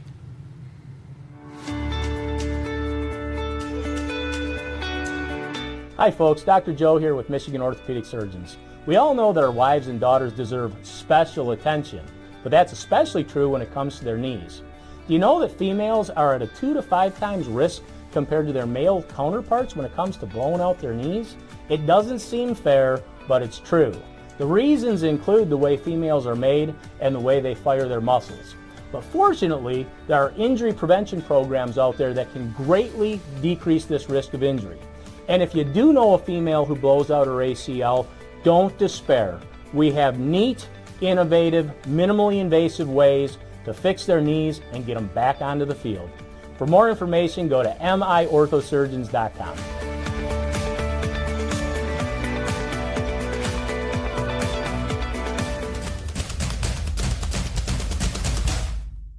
As the voice of Michigan's student athletes, the Student Advisory Council's role is to convey the message of how high school sports should be played. We are responsible for helping the MHSAA maintain a positive and healthy atmosphere in which interscholastic athletes can thrive. We believe that athletes should be competitive, sportsmanlike, and excel academically. We believe that students in the stands should have fun, but not take away the focus from the game. We believe coaches should act like teachers, helping student athletes develop while still keeping high school sports in perspective. We believe that parents should always be positive role models and support their child's decisions. We believe officials commit their own time to high school sports, and respect should always be shown and given to them. The most important goal for student athletes is to enjoy high school sports while keeping a high level of respect between all those involved in the games. Enjoy the game.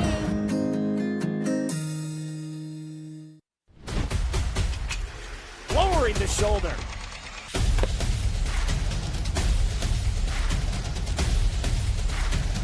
Swing and a miss.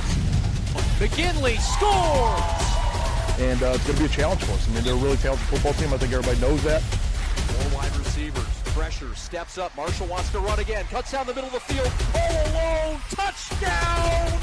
Warriors! What a cut. What rhymes with great? Participate. Where does greatness start? Here, in the classroom. On the diamond. In the pool. On the field. Where will your greatness take you? To better grades. To more friends. Yeah! Be great. Participate!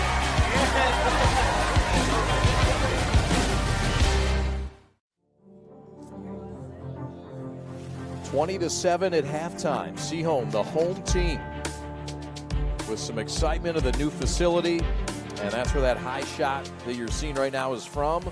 Beautiful Maples athletic facility, and the Maples came out firing and on the ground, and the quarterback Colton Kinney got things started first. Mac. Yeah, Colton Kinney in the first half, 8 rushing attempts for 65 yards, averaging over 8 a carry. Carrying the load. The Kinney brothers carrying the load in the first half. Kinney brothers combining for 120 yards in the first. And this was the pitch left side. A fumble. Lost it. There would be redemption soon coming from that young man. More of that in a moment. Colissimo wanted to go deep, Mac, and he found it at a well-timed pitch and catch here. Yep, Jace Reed on the wheel route from the outside, turning that turnover into a touchdown, tying the game up at 7-7 early on in the second quarter. That was a 42-yard strike. And then Seaholm says, we can do that too. And it was Tyler in the end zone to make it a 14-7 lead. Extra point was up and good by Billings. And a rare pass attempt. Yep, one for one like we talked about. They don't throw the ball very much, but that was a well-timed pass to a wide-open receiver, Jack Lewis. Colton Kinney would give to his twin brother, and it was Grandin Kinney in the end zone, 3 yards out. That capped off a 8-play, 66-yard drive behind that line that really started to get it grinding. Over 200 yards in the first half on the ground for the Maples. Yeah, 220 yards in the first half, averaging 7.5 a carry. Their goal is 4. So, again, almost doubling their goal with their average running the football per play, getting a lot of guys involved. Emerson, Kinney, and Robbins sticking his nose in there as well. Crispy play as well. Just one penalty on each side, Mac. Impressive for opening week play. Yeah, and one thing, Seaholm's obviously doing their thing, running the football, but football at any level is all about being able to run the ball and stop the run. 16 yards rushing for Bloomfield Hills on 10 carries. Seaholm's defense doing a great job as well. We'll talk to Dan Lauria and get his thoughts on how he might try to stop the run in the second half right after this. Every high school sporting event in the state of Michigan has one thing in common: officials. Every game, every meet, every match. Without officials, there'd be no touchdowns, no three-pointers, no face-offs. Without officials, there'd be no games. Officiating is a great way to give back to your community and stay involved with the sports you love. And officials are needed now more than ever, because without officials, it's just practice. Lowering the shoulder.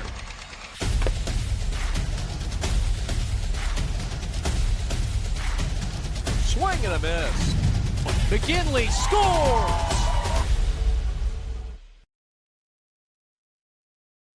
All right, this is Adam. Take 2. Mark? I guess. I go like this.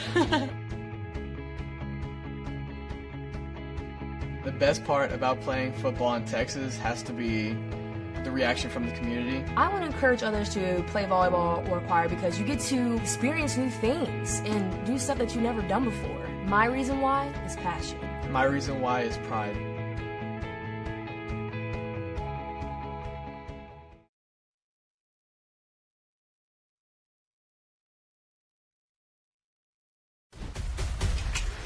Lowering the shoulder.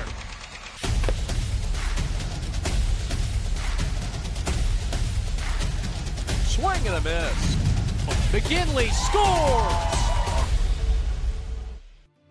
Now here with Bloomfield head coach Dan Lauria. Dan, you guys are down 20-7 going into the second half. Tell me what you're looking forward to in the second half to try and get back the game. I think with the game being 13 receiving the ball, I think the game plan stays the way it is. And like I told the guys, it's not about making mistakes, it's about execution. We're just not executing. They're either we're blocking the right people and falling off a block, we're not drive blocking, routes aren't running deep enough, and we're dropping the ball a little bit too. So it's just a matter of executing. I told them, don't get nervous. 13 points is nothing in the second half of a high school football game. It's just about going out and getting the job done. And I thought the first half, our quarterback did a nice job. He did everything I asked of him, even more. And now we'll execute the second half and see what happens. Thanks so much, Coach. Good luck heading into the second half. Back up to the guys in the booth. Thanks so much. All right, nice work, Kara Wolfbauer. And we appreciate Dan Lauria's comments. What are your takes on that?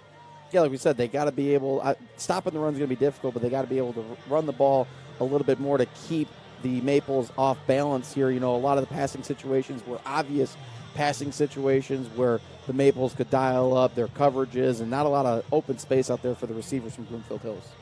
Well said. Let's get to some scores. Dakota 28, Dearborn Fortson nothing. That's in the second quarter. Detroit Catholic Central 7, Dearborn nothing. Start of the second. De La Salle and Davison are scoreless in the first. West Bloomfield and Chippewa Valley are tied at 7 end of the first quarter. That's an interesting score. West Bloomfield ranked in the top 3 in our poll this week. Saline 14, Brighton 3. Wall Lake Western 42, Waterford Mott 27. That's late in the game. Lake Orion 54, Stevenson of Livonia 33. Oh my, look at that. Nice job, guys. Pat the Stats loving it. That was an afternoon start. Rochester 8, Utica 7. That's a baseball score. That's in the middle of the second quarter. Catholic Central, we got an updated score. They now lead 14-0. That's at halftime. They lead over Dearborn. And we also have an updated score from Rochester Utica, and it's the Falcons of Rochester leading by 8 over Utica at the half. Thanks, Poppy. We appreciate that. Pat the Stat out tonight, but still working hard back in his Keiko Harbor estate, waterfront. All right, we're going to come back with second half action. Seaholm up by 2 scores, 20-7 over Bloomfield Hills. We're back in a moment to Beeham.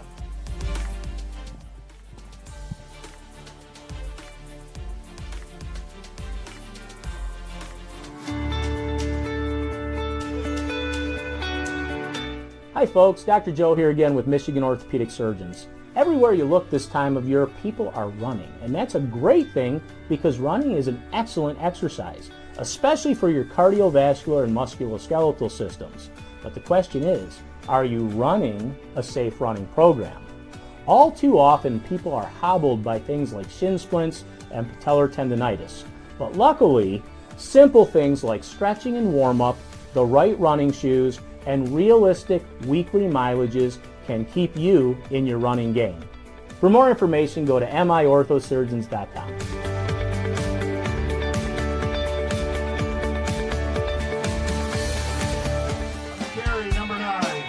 My dad and my grandfather are officials. I've grown up around officials and seeing how much they enjoy being part of the games. As a student athlete, I've always appreciated the people out there who are willing to give back to the kids. The Legacy program lets me officiate while I'm still in high school, working younger kids' games. Officiating gives me a better understanding of the game. I get to make some pretty good money for a high school kid, and I even get to spend some quality time with my dad. There's help wanted. Just whistle. Oh, yeah, the Maples had been marvelous tonight in the stands. Look at it. Everybody's getting lit and riled up. Chad and Mac back with you. Eli and Kara having fun with this Maples crowd. Look at the fat heads, the big heads. And look, Birmingham, Seaholm in control right now, 20-7. Bloomfield Hills is going to get the football first. They got a chance to do some things. Yeah, huge drive here coming up for Bloomfield Hills to stay in this game. Huge return coming on the right side. How about it? A bowl-over job at the 47-yard line and a run all the way up near midfield. And that's Evan Becker with a burst and back to life for the Blackhawks in Birmingham. How about this return? I mean, honestly, can't ask for anything better to set up great field position, the best field position of the night for Bloomfield Hills in a drive that almost looks like a must score. 44-yard return. They'll mark the ball at the 48. And how about it? That's a burst. And that's a guy named Becker that they like. But not much success on the ground tonight for Bloomfield. Just 16 yards compared to 220 for the home team Maples. Trouble in the backfield, and down he goes. Tackle for loss. And that, who else? I mean, that is Grandin Kinney with a TFL. Loss of 4 on the play, and a quick answer by the Seaholm Maples to swallow up Jace Reed. And what Coach DeWalt talked about, they free McKinney up, or they free Kinney up. He doesn't have responsibilities. He doesn't have a gap he's got to get to. He can just go out there and play football, and does a great job of it on the defensive side. El Sharnobi just pushing folks back. And you're right. The idea is to clean it up, lay it up for Grandin Kinney to have space to make plays. Throw over the middle, caught. It's a gain across the 50 into Maples territory at the 49. It's a gain of 5 on the play, and maybe a confidence builder for the Blackhawks. Dan Loria said he wanted to throw it about 10 times a game. They're at that mark now. They're 5 of 10. Felissimo is in this game. For 88 yards. Seaholm has thrown it for 16 yards, but it was a touchdown. And they did about what they do, once a half. Yeah, Crossley's someone that I expected to play a little more at tight end tonight. You see him at the top of the screen, still on the sidelines. I would just love to see Bloomfield Hills get him involved on the offensive side of things with that frame he's got. Yeah, big boy, 6'3". Throw over the middle again, and nothing doing. The intended receiver was Nagy, but right in his face, sniffing it out, was Brock Hartwig. And a little jack into the jaws after the play brings up 4th down. Blackhawks look to go to punt formation. Big stop on 3rd. Yeah, huge stop. Got to be careful here. This is definitely in the territory where you might see a fake. You might see something, obviously, first game of the year that you haven't seen on film. Crossing route, maybe heard or knew he was about to get hit if he makes that catch. I think so. Nagy heard some steps. So here's the punt. Low liner Emerson over. It'll bounce into his arms at the 8. Sheds a couple tackles and gets a respectable return to the 16-yard line. So that's where Seaholm will start the drive. Emerson slow to get up. It looks like a cramp. I'm no doctor, but I know that feel. Look at those calves. Look at that. Could be a cramped up calf right there. That's a cramped calf if I ever saw one. And you hope that Emerson can get his bananas, potatoes, and some water on that sideline. Get a nice deep stretch. Tough to see. Bloomfield Hills could not capitalize on the great kick return by Evan Becker. The Maples take over after a 3-and-out. Brandon Kinney, the Maple ball carrier. Kinney, the ball carrier, and Kinney carries again. He's been the leading ball carrier from the back spot tonight. Nearing 60 yards. He's only been outdone by his twin brother, who has 65 yards. Both have a touchdown in this game.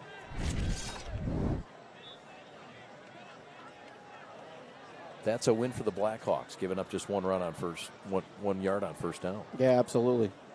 Starting to wear it. This should be the point where that offensive line's wearing down Bloomfield Hills. There's signs of it there. Right up the gut. Right off that right guard, Blake Baldner and Luke Johnson, the center. And here's another look at it. Offensive line, great job here firing off the ball. Nice seal block there by number 55, Blake Baldner. Setting up a 3rd and short, which is money for the Maples. Sure has been all night. Navy tight. 3rd and about 1.5. Under the 9-minute mark now in the 3rd quarter. Colton going to keep it himself, going to barrel over a fella in black. That black helmet just got a little bit of maroon on it. And it's a first down for Kinney, who now has over 70 yards tonight from the quarterback spot on the ground. Lowers his shoulder and throws the boom onto number 21 of Bloomfield Hills. Kyle Robbins got the blunt of that hit. We were asking Coach DeWalt about, who does McKinney remind you of at quarterback when he runs the football. He said he's not a burner. He's more that Tim Tebow physical type. Outside and thrown down for a loss. Nagy strung it out. And nowhere to go. Jack Lewis hit for a loss on play number 1. That's a real damp cloth in the middle of a warm bed to this offense. Yeah, Bloomfield, great contain here. Nagy's been doing a great job. He's been getting beat on the inside, which really isn't his responsibility a lot tonight, but he's doing a great job of not peeking in the inside, getting too caught there, and stays outside, keeps his containment, does a great job setting up a 2nd and 15 now for the Maples. Fine job by Gettler also to come up, push that to the outside and deep. 2nd and long, not where this offense wants to be. They'll get 3 quick ones back here. And that is a carry for Penn Roberts, the junior. And that sets up 3rd and long. This is an uncomfortable 3rd and 12 here for the Maples. What do you do? Is this pass number 2? Well, I still think they're going to stick with what they do and run the football. I would not be surprised one bit. We're seeing some guys enter the game that we haven't seen much of, though. 44 there getting the carry. That's going to come because of Emerson's injury or the cramp we got. Penn Roberts gets a carry. We're back to Grandin in there. Yeah, Emerson out, still out. There's a pitch right side, slip, stays on his feet, stays inside, and Roberts has a healthy gain, but not enough for a first down. Kyle Robbins, the Eastern Michigan commit for baseball, has a strong gain on the play. They'll call it a gain of 7 before he's tackled by White. And it's 4th down and 5, and Jim DeWalt says, we're going for it. Call it 4th and 4 officially. Perhaps a hard count here. I wouldn't let the ball out of Kinney's hands. He's been falling forward for 3 yards all night, so let's just gain 2 before he gets contact. 4th and 4 from their own 38. Colton has it and has a first down. By about a half yard, Colton Kinney with a money carry in his own territory and a gutsy call by Jimmy D. Yeah, over the right side, Blake Baldner, Matt Earn clearing the way. Takes 3 guys to bring down the big fella. Finally taken down by Sam Dorr. Kinney will come over, get a breather. Jim DeWalt holding his left shoulder. Just get back in there. Emerson, a good sign, back in that lineup for the Maples. He'll check in. That's got to be mentally wearing if you're Bloomfield Hills. You know, you got 2nd and 15, 3rd and 12, and you're still not able to get him off the field. Get a look at Dylan Blanc, the D coordinator, frustrated, as you mentioned. Not being able to get off the field, you get it into a 4th and 4. Yeah, it's demoralizing. Emerson back in there, still bouncing, fighting forward. He has 4 yards. Looks to be back in solid gear. Kieran Crossley on the stop. 3-yard gain to play, 2nd and 7. Bloomfield Hills really in need of one of those negative plays to set up a 3rd and long here. Cannot allow Seaholm to fall forward again for 4, 5, or 6 yards, setting up a 3rd and short. Seaholm done a great job, like we mentioned at halftime. No penalties. That was something Coach DeWalt wanted to make sure that they avoided. They've done that so far tonight. They sure have.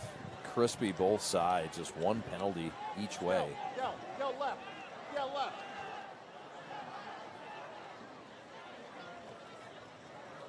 Quarterback keep, stood up and stuck. There's Crosley in the middle. Colton Kinney on the keeper.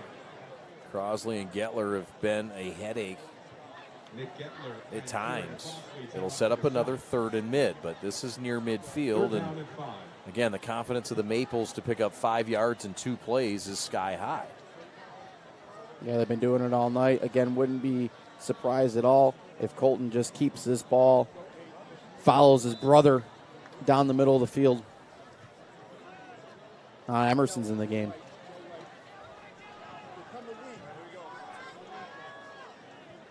Emerson back in, tight veer from the right hash on a 3rd and 5. The handoff to give to Emerson, and he has another 1st down. Sean Emerson down to the 47-yard line. And a gain of 5 for Emerson, who looks fine, thank you very much. And a great job of that right side, continuing to block. Matt Earn and Blake Baldner have just been special. Earn firing off the ball there. Getting deep, picking up a linebacker 3-4 yards down the field. They'll shift him over to the left. This is a double tackle look from the left side. An interesting look for the first time tonight. Right hash, Colton. Hands off, and that's a fight and a dive of just a yard or 2. Well defended up front by the Blackhawks. This drive just eating up the clock right now as we approach 3 minutes left in the 3rd quarter. 2nd down and 7. It's an 11-play drive that has eaten up 7 minutes of the clock. And 40 yards. Yeah, these are the grinders that'll demoralize you quickly. Still got 44 yards to go. Yeah, that's right. Kinney keeps it left side, dragging defenders and managing to get 3 yards out of nothing. I mean, there was nothing there on that left side. He is one tough boy to bring down. It's a high-tempo practice, and we saw Jim DeWalt and his team run so many snaps. It's very impressive. 64 snaps in practice in 20 minutes. Most college teams don't do that. We saw his fastball drill, and it really teaches tempo. He says, we don't have to really run sprints. I mean, this is our workout for our kids. Yeah, and that's the way you want to run it. You want to run it where we don't need conditioning. Let's just practice hard. Let's practice fast. Let's practice up tempo and have fun while getting conditioned. That's the key part. And he mentioned that in Kara's chat. Have fun. Be loose. He thought his guys were a little too tight. You surprised by that with his veteran club? Yeah, and you know who's definitely played looser in the second half is this offensive line. Again, they're flying off the ball, throwing down the 1st downs when guys are picking it up. They're starting to really have some fun here. I think they took that to heart at halftime. Yeah. Big 4th and 2 here. 4th and 2, and of course, they're going for it, and we've got a timeout. Jim DeWalt with a late timeout. And we'll keep it right here. Some other scores sponsored by Pat the Stat. of some things happening. Dakota 28, Dearborn Fortson nothing. That's in the third quarter. De La Salle is on the board just before halftime against Davison. They lead by a touchdown. They'll go to Muskegon and play next week against the Big Red. West Bloomfield and Chippewa Valley are tied at the half at 2 touchdowns aside. And Saline is now pulled ahead of Brighton 21-3. That's into the third quarter. So an exciting night for football on this Thursday night. See, even Jim DeWalt called it a Friday night. I don't feel so bad.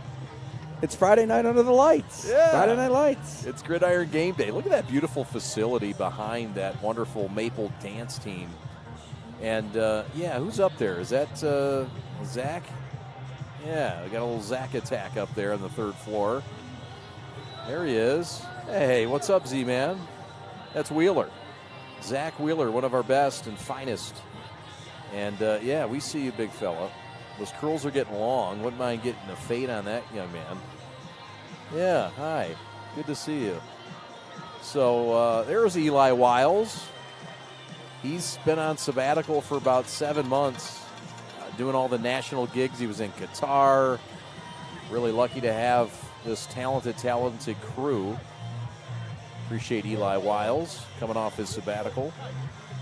And we'll talk to Kara Wolfbauer, the sideline reporter, soon. Fish down there tying it all together just beautifully. Fourth down play. Did he get it? I don't think so. The Blackhawks with pressure in the backfield, I don't know. And they did not get it. This is a stop by Dan Loria's group of note. They were getting buried on the drive, and here's how it went down, Mac. Loaded up the linebackers in both gaps there. Again, that frees up Crossley to get in the backfield, make the initial hit, and they're actually able to bring down Kinney where he can't fall forward for 2 yards. Turns the ball over on downs, keeps Bloomfield Hills in this game. How about it? And that was a drive that ate up. How long was that drive? We'll get that in a moment. But, that was a long, 10 deep minutes? drive. 10 minutes? Officially 8:38, says Jamie Janssen. Thank you, Jamie. A 14-play drive, 8:38. Which is a statement and is of note. But how about Bloomfield Hills standing up as well on that fourth down play? Play action, Colissimo looking, out route, going to keep it himself. That 6'6" frame is going to get thrown down. It'll be a gain of just about 2 or 3 across the 40 up to the 41. And with a minute left in the third quarter, Bloomfield Hills needs to make a move now if they're going to make a move. Yeah, it looked like a busted play here. Colissimo opens up with play action in the wrong direction. Yep. Receiver's not on the same page. He just takes off with it. And again, this is what Seaholm's offense is going to do to you. When they keep the ball for that long, your own offense can't get in any sort of rhythm. Bloomfield Hills only run 3 plays this half. You got to have some rhythm to this. And, that's, again, that wear-down effect. It affects the entire game, not just when you have the ball. Yep, good point. 4 wide receivers, 3 to the right, 1 to the left, and the left hash for Colissimo. And Dan Loria wants to take a time out. We'll take it with him. 29 ticks until the end of the third. Rolling around on a Thursday night. Packed house. Thanks for hanging out. We're the Prep.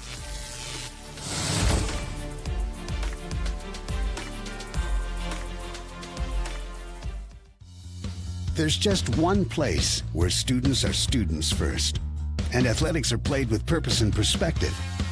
That place is your local high school. High school sports offer more than the joy of competition.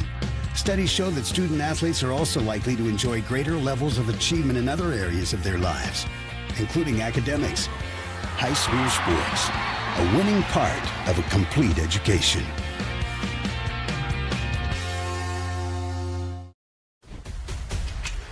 Lowering the shoulder.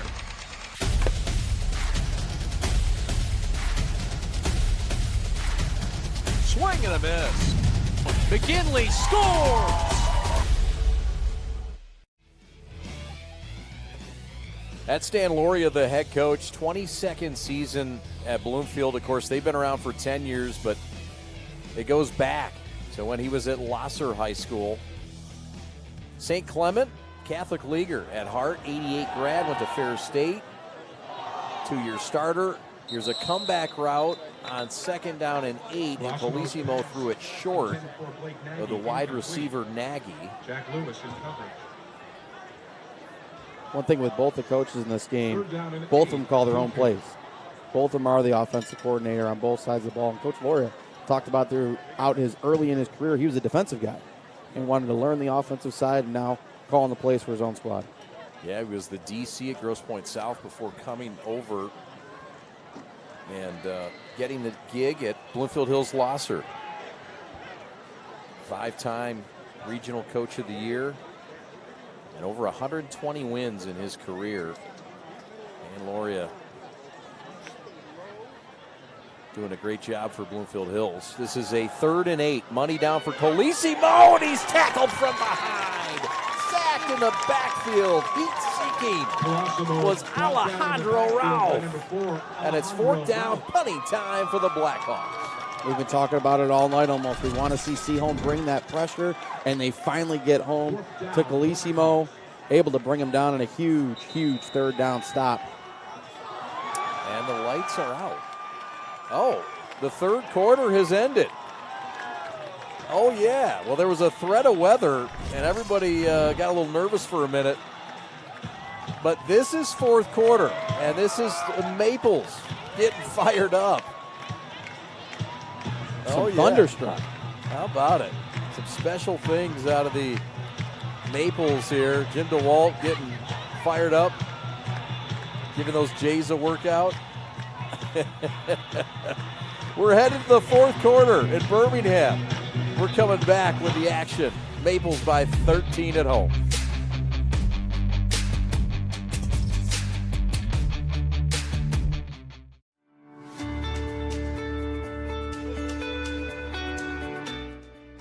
Hi folks, Dr. Joe here again with Michigan Orthopedic Surgeons. Did you know that kids are not little adults when it comes to sports injuries? That's because of something called the growth plate. Growth plates exist all over the human body in our growing athletes. They're actually little cartilage. Punting time for the Blackhawks. Everybody got caught up in the thunderstruck. Who wouldn't? Little ACDC.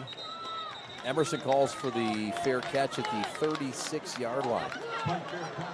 Let's go down to Kara Wolfbauer and get her take. After talking to Coach Jim DeWalt, we're seeing Seaholm starting to get real fired up here as we head into the 4th quarter. Almost a 9-minute drive, 14 runs. So we're looking for a lot here from Seaholm now. With Bloomfield trying to bounce back now. We'll see what they have coming up for us next. Awesome stuff. Thank you, Kara Wolfbauer. There is a player down on the field for Bloomfield Hills. Again, it looks like a cramp. I mean, these are typical things that you see week 1. Cramps, heat, fresh legs in game mode. It's becoming a factor. Kara talked about it in the open, and I mean, this is something that is to note, who can stay a little bit stronger. Yeah, you're seeing that conditioning from the summer months come into play here. On both the offensive line and the defensive lines, the big guys in the trenches, but also from the skill position players as well, as we see Crosley limping off with hopefully just a cramp. So Crosley looks to be okay. 20-7, Seaholm on top, just underway. Hey, there it is. There we are. It's Jan, Austin, Mac, and the whole crew up here. Can't see Georgie back here, but he's coordinating the booth tonight. We appreciate George Strangler, our booth coordinator. And look at the fellas up there. Kyle Buchanan, Brad the Boss Ross. This is his home. Brad Ross runs Birmingham Television. He told us that we were going to come here, and we're glad to be here. Good to see you, Bradley. Good to see you, Kyle. Good to see the crew back. It's kind of like, you know, everybody's back to school. We're back to having our crew, and it's a lot of fun. Not everybody tonight, but we'll have a full crew tomorrow night as well for Rochester Adams at Orchard Lake St. Mary's. Broadcast time 6:45. Sam Stick Day and I will have the call along with Ben Holden. Mac, I know we'll see you down the line later on in the season. Don't go too far away. There's a carry by the quarterback, the keeper by Colton, and that's been a common theme tonight. Yep, Colton physical run up the middle. Again. Real nifty. I mean, the ball work out of him is impressive as well. It's not just Very the much so. physicality. Yeah, I mean, how easy is it to put it on the deck? I mean, this is an offense where you're putting the ball in bellies, you're pulling it out. And I know he and his brother were jiving since early in the womb, but, I mean, hey, look, it's tough to have ball control and make the right decision. Like we talked about, too, with the heat, with the sweat on the ball, the arms, all that plays a factor. No doubt. Motion right to left, pull back, pass, open, looking left side, got a man, and it was flat out dropped. Kyle Robbins, the future Eagle in Ypsilanti, had 6, and he might get a punch to the kidney from Colton Kinney sometime later tonight. This was a touchdown and a great call. The ratio should still be 100% because that was going to go for 6 if he's able to haul this thing in there. Oh, yeah, had the blocker downfield as well. It happens. Great call. Great call by Coach. It feels like the pass could be a great call at any point in time, but DeWalt has really been on point with both pass calls tonight. Yeah, I was going for the knockout blow there with that one. And now he's done with it. No more passes until UAD Jesuit next week. 2 passes and that's it. He did say, though, to us, Mac, several times, he caught himself. He said, I got to throw it more. We got to throw it more. Yeah, something he wants to do. He said it's a problem. We need to be able to do it more. But said it was more of a coaching thing. You know, he's got trust in these guys.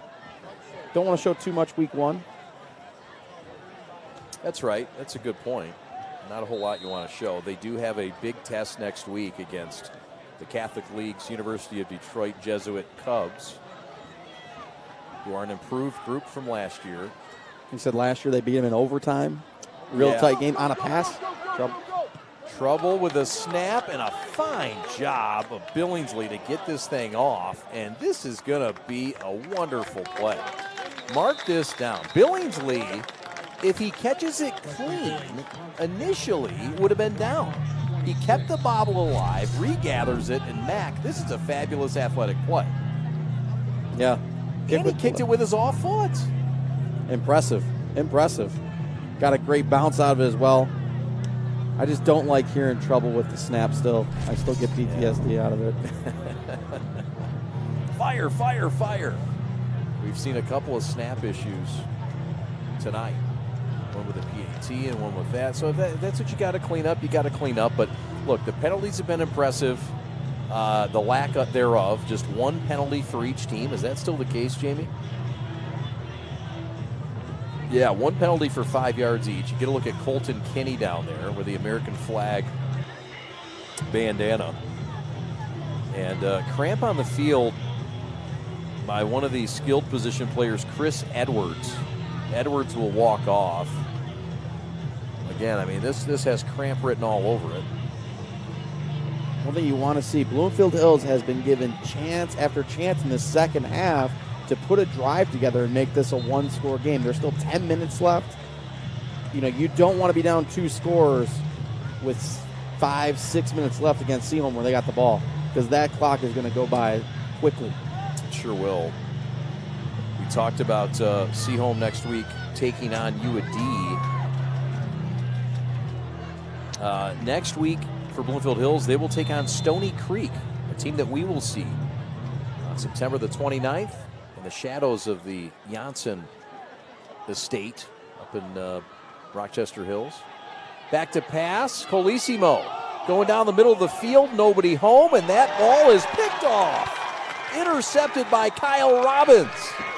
And Robbins makes up for the drop, perhaps touchdown, with an INT on the middle of that field, right on that maple. For sure does. He wants to show off those hands, and that's the first time tonight where Colissimo showed the inexperience, chucking it deep, really nobody open. Robbins playing center field. He's telling his boys there, I'm hauling that one in. They're talking about it. So he heard about it on the sidelines. He hauled that in. Great pressure as well by Luke Thirstwell, disrupting that throw. And the Maples flip the field. Great field position, looking to put this thing away. Yep. So a quick turnover, and And both teams now with a turnover in this ball game. Robbins with the pick. Kinney, backside pressure, Fumble. and down he goes. Ball's loose, picked up, and back the other way. Back-to-back turnovers. Stephen White picks up the loose ball, but it was backside blitz pressure on what nobody expected, a Colton Kinney pass. We said they weren't going to throw it the rest of the night. We did. And they did.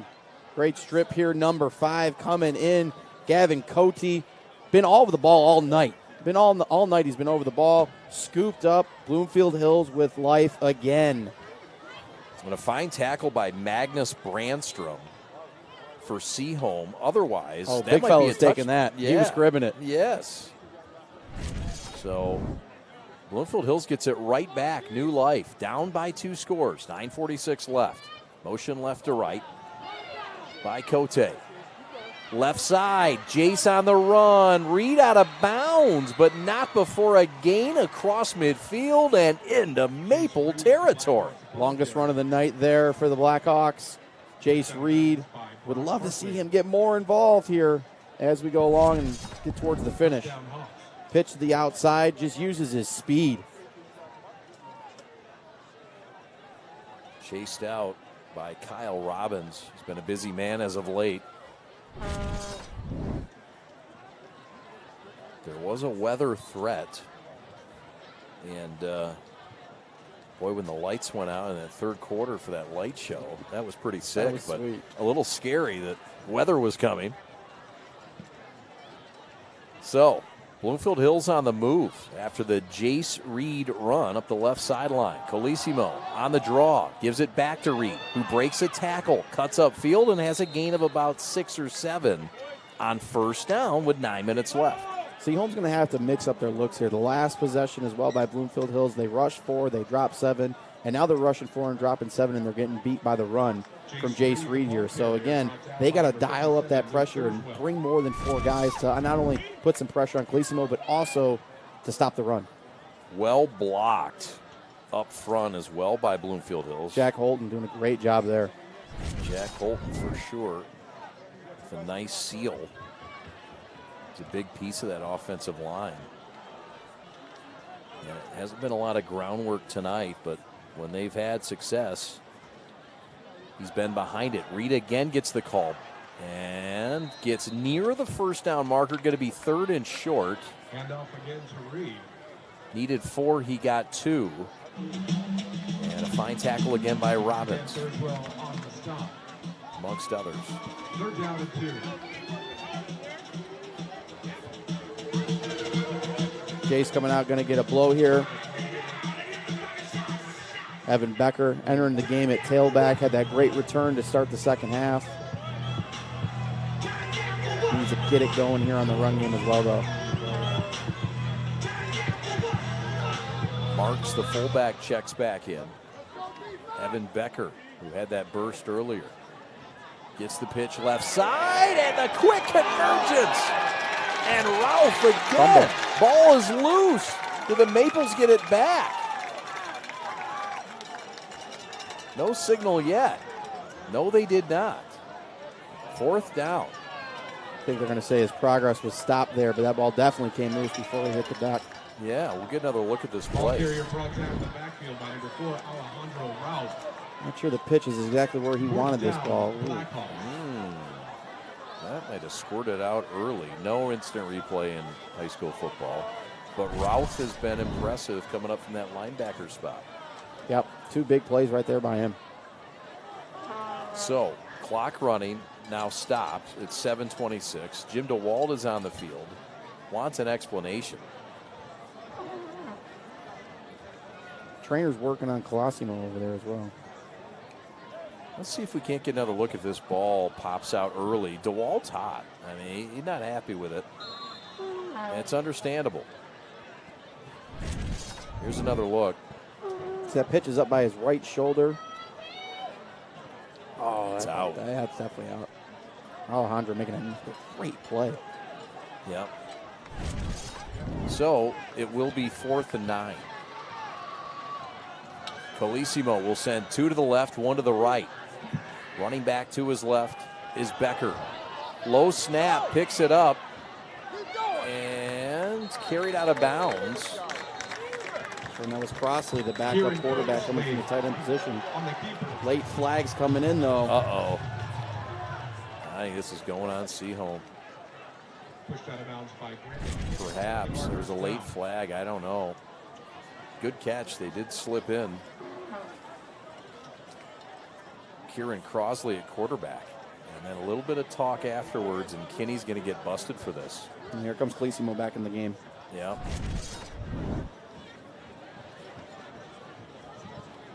And so this is going to be a big penalty at the 6:53 mark, with the Blackhawks trying to cut the lead in half. This is the score we had at halftime. We have not had a score in the second half.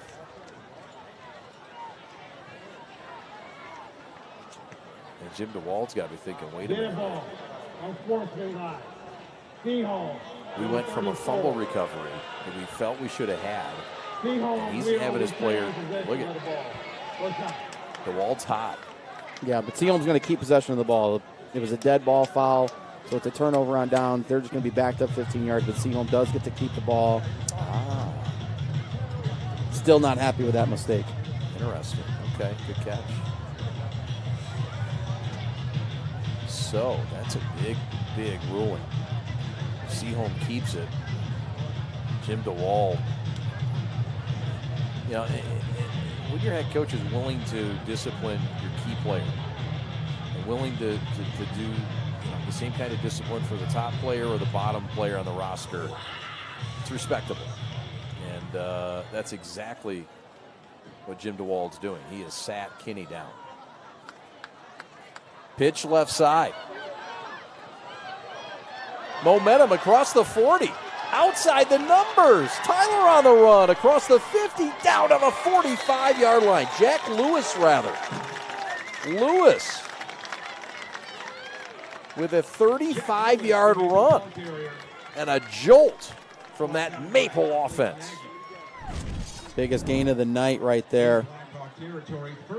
Get the big boys on the outside. Alejandro throwing a block, leading the way.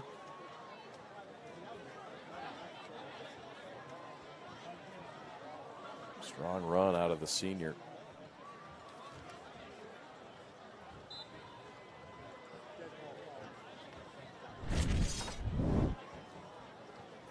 Nice little cutback there, too. 1st and 10 from the 44. Pitch right side. This is Robbins. Robbins puts his shoulder down, barrels forward, gain of 8. Kyle Robbins, the Maple ball carrier. The Blackhawks say they have it on the far side. I don't think that's the case. I believe a knee was down. Another physical run by these Seaholm tailbacks. Not lying. I feel bad. Who tackles these guys in practice? Well, we saw a lot of, look at that block on the outside. Solid block by Louis Sullivan. Second down and 3. Bloomfield Hills still fighting here. Still fighting. Chris Edwards trying to come up with another ball there. They are, and they've been able to limit Seaholm in the second half. Forcing turnovers. Making 4th down stops. Maple's wanting to put one on it here. That would pretty much end the game. 5.5 left. Handoff taken by Brandon Kinney. Encouraging signs, though, on this opening night for Seaholm. They've done a lot of things right. Had some impressive drives. They've outgained their opponent on this night. Over 300 yards of offense to just 128. They've run 50 plays compared to just 32 for Bloomfield Hills. And the time of possession is almost double. 25 minutes to 12.5. Typical week 1 type game, too. There's going to be things that Coach DeWalt can take away from this game that were definitely positives for his club, but also a lot of negative things that happen that they can point out, watching film, and then clean up from there and move forward, getting better week to week. That's right. Don't forget, we'll have our G of the game. Kara will talk to our G of the game after this one. Crossley, another great tackle there for Bloomfield Hills.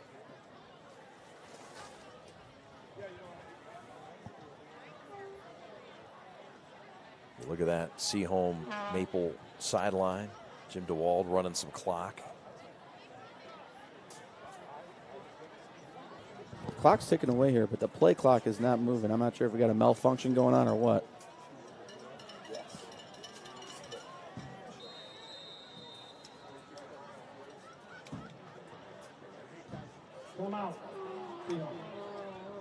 Yeah, but now we got a timeout by Seaholm.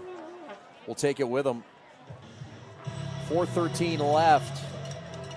Maple's trying to salt this thing away in their home digs. Does your bank make you feel like you belong there? At Alliance Catholic Credit Union, you are a member of a financial institution that serves the Catholic community, providing you with an opportunity to align your banking with your Catholic identity.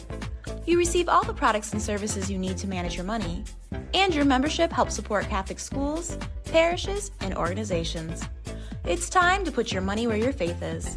Visit AllianceCatholic.com to get started today. Service, community, Catholic. Alliance Catholic Credit Union. Federally insured by the NCUA. Lowering the shoulder.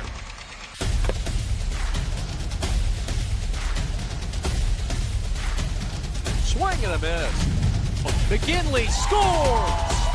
And it's going to be a challenge for us. I mean, they're a really talented football team. I think everybody knows that. Four wide receivers. Pressure. Steps up. Marshall wants to run again. Cuts down the middle of the field. All alone. Touchdown! Warriors! What a cut.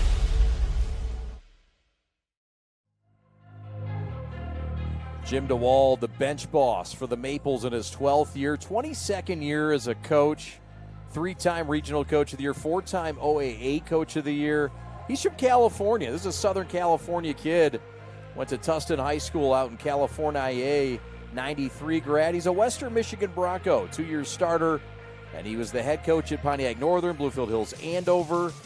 And we're going to throw it right side. Got a man caught. Touchdown, Maples. Penn Roberts into the end zone. From Colton Kinney, his second touchdown pass of the night. And the Maples just might have put one on the back burner. Penn Roberts getting involved. Look at the love he's getting on the sidelines. Got to be first varsity touchdown there. Good throw by Colton, putting that one on the money. Again, those eyes in the backfield from Bloomfield Hills. It's tough. If they can do a good job of mixing that passing with the run and continue to do that, I mean, 4 times throwing the ball, that's a lot for them tonight.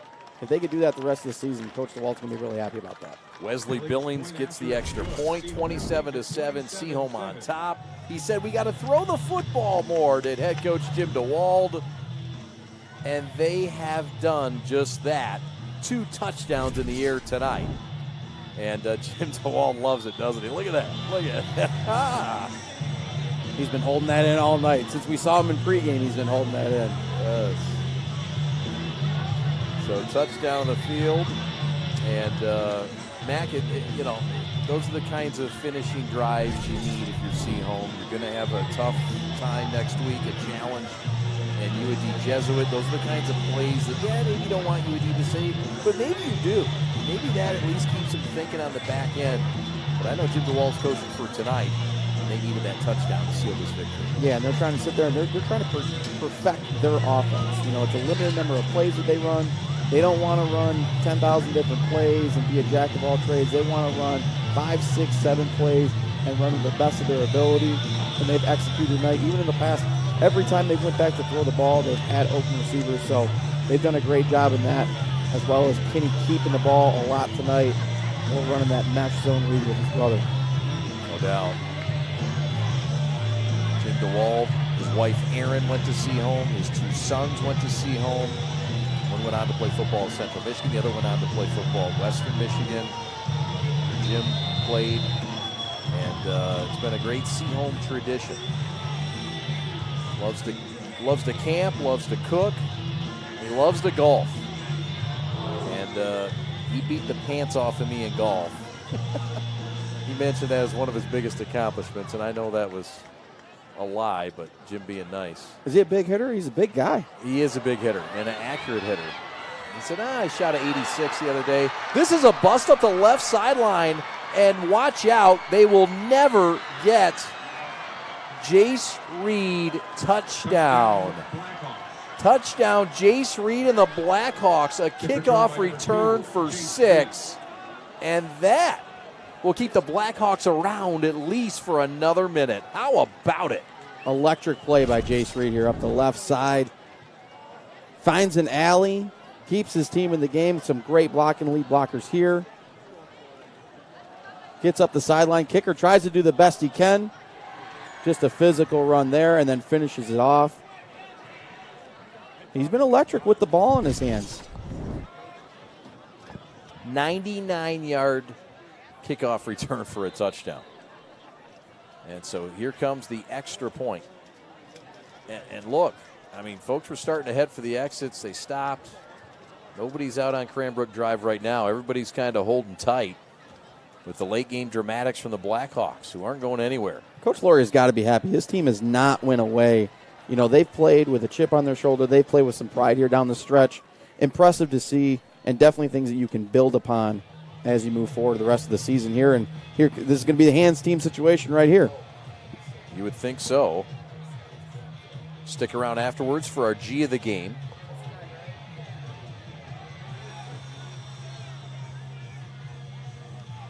Jim DeWalt looking at some. Wants to see what happened there. Yeah, all kinds of technology now to help out with that. And here comes the kickoff return unit. And DeWalt's not happy and can understand that. You put, you know, and this is a veteran team, and DeWalt knows that, look, these are not things that we can afford to do. Celebrating a touchdown and then letting up one big. Yeah, especially because they're a veteran team. That's why it's definitely something that's going to, you know, eat them up tonight and over the weekend and leading into next week. And these kids are going to get reminders of that the entire week for sure. You know, the motto is to be the few. He had a lot of mottos. He had like 5 or 6. I loved them all. I loved them all. He was breaking them all down at practice. Yeah. They were all good stuff. There's the missed tackle there, and that really cost him. And Reed off to the races. If the missed tackle is by Billings, the kicker, somebody else didn't do their job. Right. No doubt. So you'll want to join us tomorrow night for Orchard Lake St. Mary's and Rochester Adams from Molesky Field in Orchard Lake. We'll have that call at 6:45.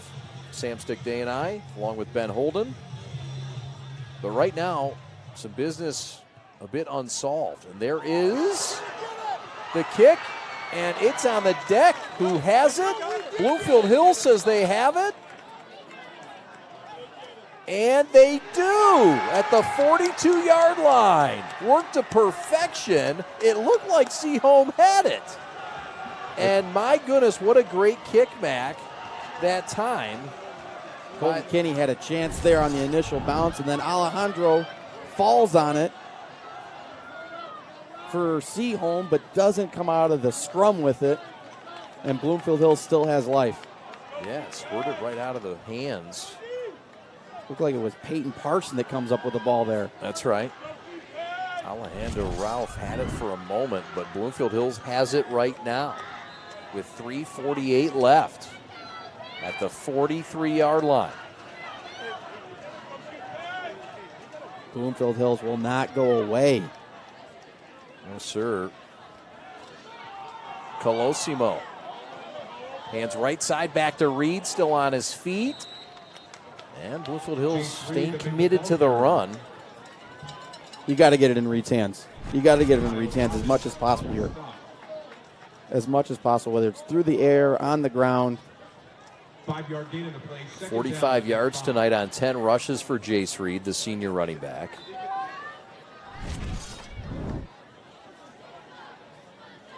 And through the air, he has one catch for 42 yards and a touchdown earlier in this game. Bloomfield's got they got to get moving. Yes. They got to get moving. Yes, this is not the tempo that you want to have on offense. Down by 2 scores with 3 minutes left. My goodness. 2nd and 5. And that comes with having a young signal caller. Colosimo looking right side for Reed. and he dropped the football. Well covered by Routh, but that looked like a ball that he could have handled. Yeah, I think it's the same play they ran for the touchdown in the first half, just flipped to the other side of the field. Little wheel route. It's a good ball. It's right on the money. Yeah. Don't want to discredit Routh. He was there, but that's a play that Reed, I know, feels he could have made. Clock does stop, 3rd and 5. Bloomfield Hills down by 2 scores. 2 to the left, 1 to the right. Checking into the backfield is Becker. Throwing right side again. And the hitch route is well defended and dropped. Was trying to find Blake Nagy. All over him was Jack Lewis. Jack Lewis has done a great job in coverage all night. Been matched up on Nagy a lot. And really, Nagy has not been able to create separation. Lewis playing physical with him, all over him. No, not making anything come easy for Nagy on the outside. Calissimo puts another ball on the money, but Lewis is there to break it up. Huge 4th down coming now. 4th down and 5. Could be the ball game. Reed's not on the field. Colosimo needs to find the 34. Throws over the middle. That ball is caught inside the 25 down to the 23-yard line. That's Gavin Cote, who we have not called his name since the early parts of this game, but he's made plays when the balls come his way. Great, look like one-handed catch here. We're going to see it again on the crossing route across the field against the zone. Gets behind it, makes the huge grab on 4th down to keep this game alive. And the Blackhawks are in business still. 16 yards on the completion, 2:25 left. Throw left side is caught and immediately dropped down. The catch was made up to the 16-yard line. It'll be a gain of 6 with 2:12 left and the clock running. Timeout is called. So timeout Bloomfield Hills. They'll have 2 left, and we'll take a timeout with them. 2:12 to go in Birmingham. We got a good one. Don't go anywhere.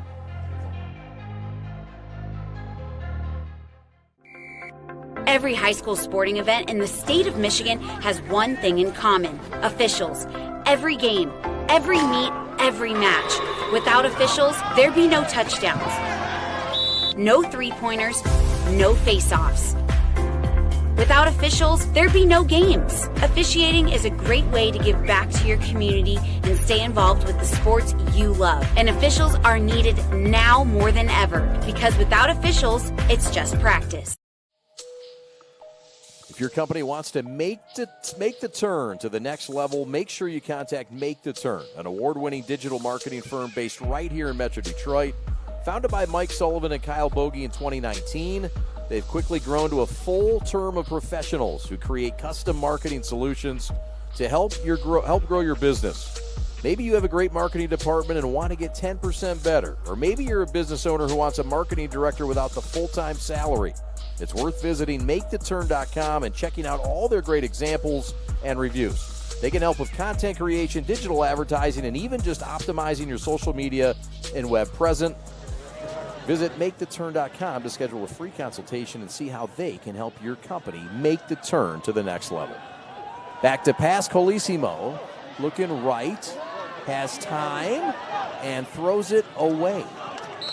And smart decision there. There is a flag thrown on the field, and I thought he was outside the pocket, despite nobody being around, and maybe they're going to pick that flag up. They will. Or maybe they won't. It's a holding call.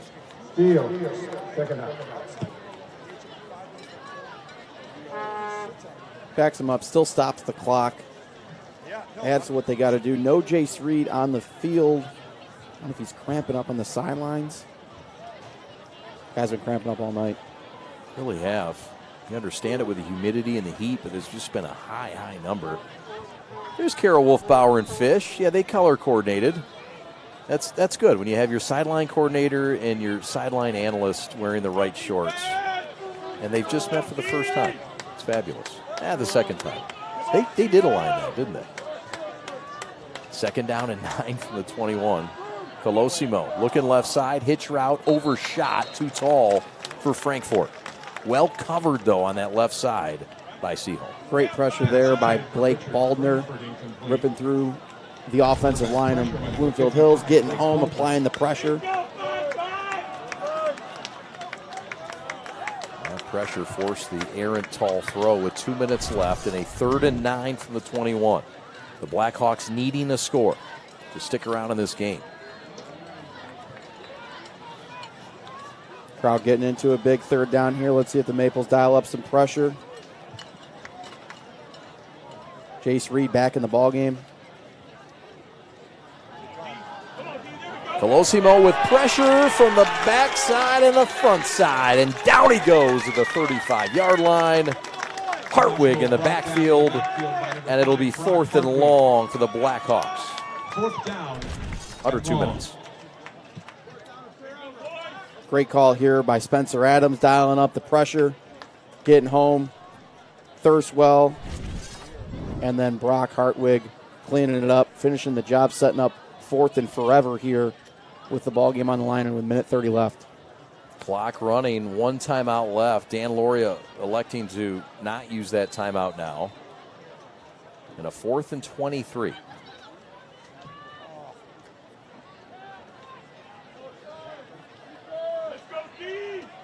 Two to the right, 2 to the left. Colosimo trying to keep it alive. In trouble, steps up, and down it goes to the 45-yard line.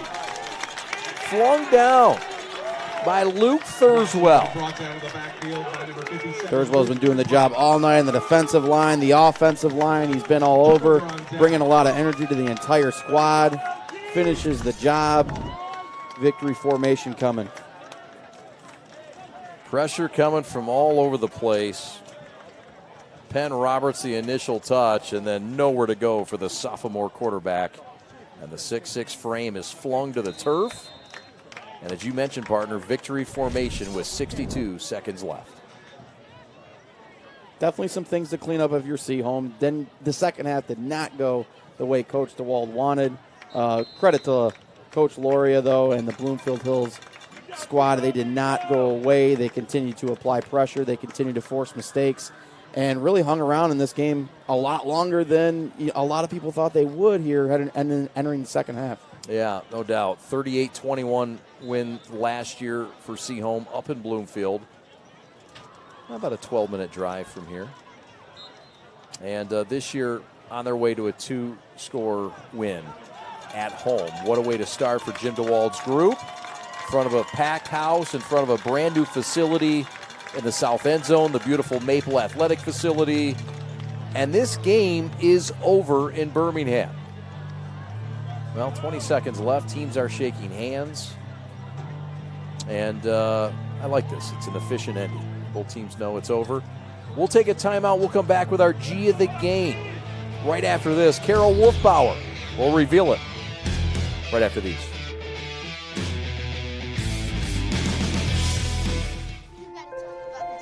The innocence of youth. Is there anything any better? But soon they'll be in high school and facing all the same challenges you faced. How to make friends, how to fit in, how to be cool. We want our children to have everything they'll need to live fulfilling and productive lives. Make sure the kids in your family are among the more than 300,000 participants here in Michigan who take part in high school sports. We are the MHSAA, a collection of 750 high schools and 750 middle schools, from Temperance to Copper Harbor, from New Buffalo to Alpena. Each year, more than 250,000 students play one of our 28 sports. More than 1.5 million fans attend our postseason games. There are 30,000 coaches and 8,000 officials, not to mention all of the volunteers. The MHSAA believes in the 4 S's. School sports should be safe and kept in the appropriate scope. We believe nothing beats great sportsmanship, and that scholarship in the classroom is more important than excellence on the field or court. Most of all, we believe school sports should be fun. So come out and join us at a game. Support your school, support your community, and come see what the excitement is all about. Colton Kinney with a big game on the ground, 75 yards, a touchdown, couple touchdown passes. No surprise, the Seaholm quarterback is our G of the game, and he's down on the field with our own Kara Wolfbauer. Kara? I'm with Colton Kinney today, our G of the game, presented by G Brands. Thank you so much for joining us today, Colton. You had an absolutely fantastic game. 1 touchdown, 2 passing touchdowns. So tell me how the team is feeling so far after this win. We're obviously going to celebrate it. It was a big win for us. Come out, kick some butt, worked really hard, kind of just channeled all that off-season work into this game. And you were telling me, too, that you guys have been up at 6 a.m., really hard mornings to get prepared for the season so far. So how are you guys preparing now from this game heading into the rest of the season? We kind of just our motto is kind of bad play, good play, next play. So good win, but next week we got to prepare. Big game, UAD. It was tough. It was a tough win last year, so I don't expect anything different this year. Well, congratulations on the win today, Colton. We'll send it back up to the guys in the booth. This is the hat he got today, G of the game. Once again, congratulations. Good luck at UD next week. Thank you. Send it back up to you, Chad.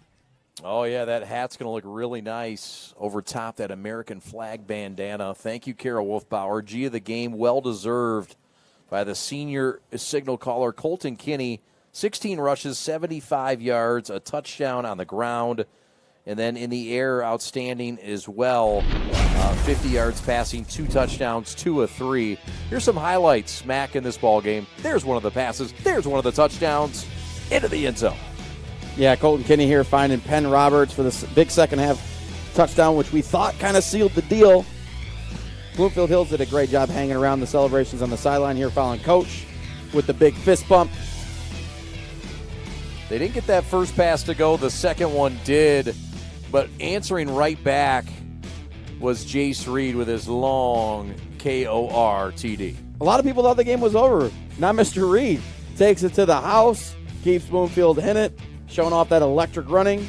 And then here's the onside kick. The hand seems in. Colton can't come up with it. The scrum. Bloomfield Hills again stays alive. Kept fighting the entire night, making things difficult for the Maples. But here's the finisher. Thurswell gets to Calissimo and ends the game with a sack. And then the best formation in all of Seaholm football, the victory formation. And they deserved it tonight. 20-7 leaders, Mac, at the half. But they really answered the bell in the second half when they needed to, despite missing on a couple of things. It wasn't clean. It wasn't perfect all the time. Pretty good, especially in the penalty department. Yeah, defense also picked up the pressure like we talked about at halftime. Few sacks in that second half. Only 80 yards rushing in the second half, but we know that's something that they'll continue to work on as the season moves forward. Want to thank our hardworking crew, led by our captain, Alex Westfall, for my partner, Mac Horvath, and our sideline analyst, Kara Wolfbauer. My name's Chad Bush, saying good night from Birmingham, where the Maples win in Week 1 on a Thursday night, 27-14. We'll talk to you tomorrow night from Molesky Field in Orchard Lake for the Eaglets and the Highlanders. Thanks for watching Gridiron Game Day. Good night, everybody.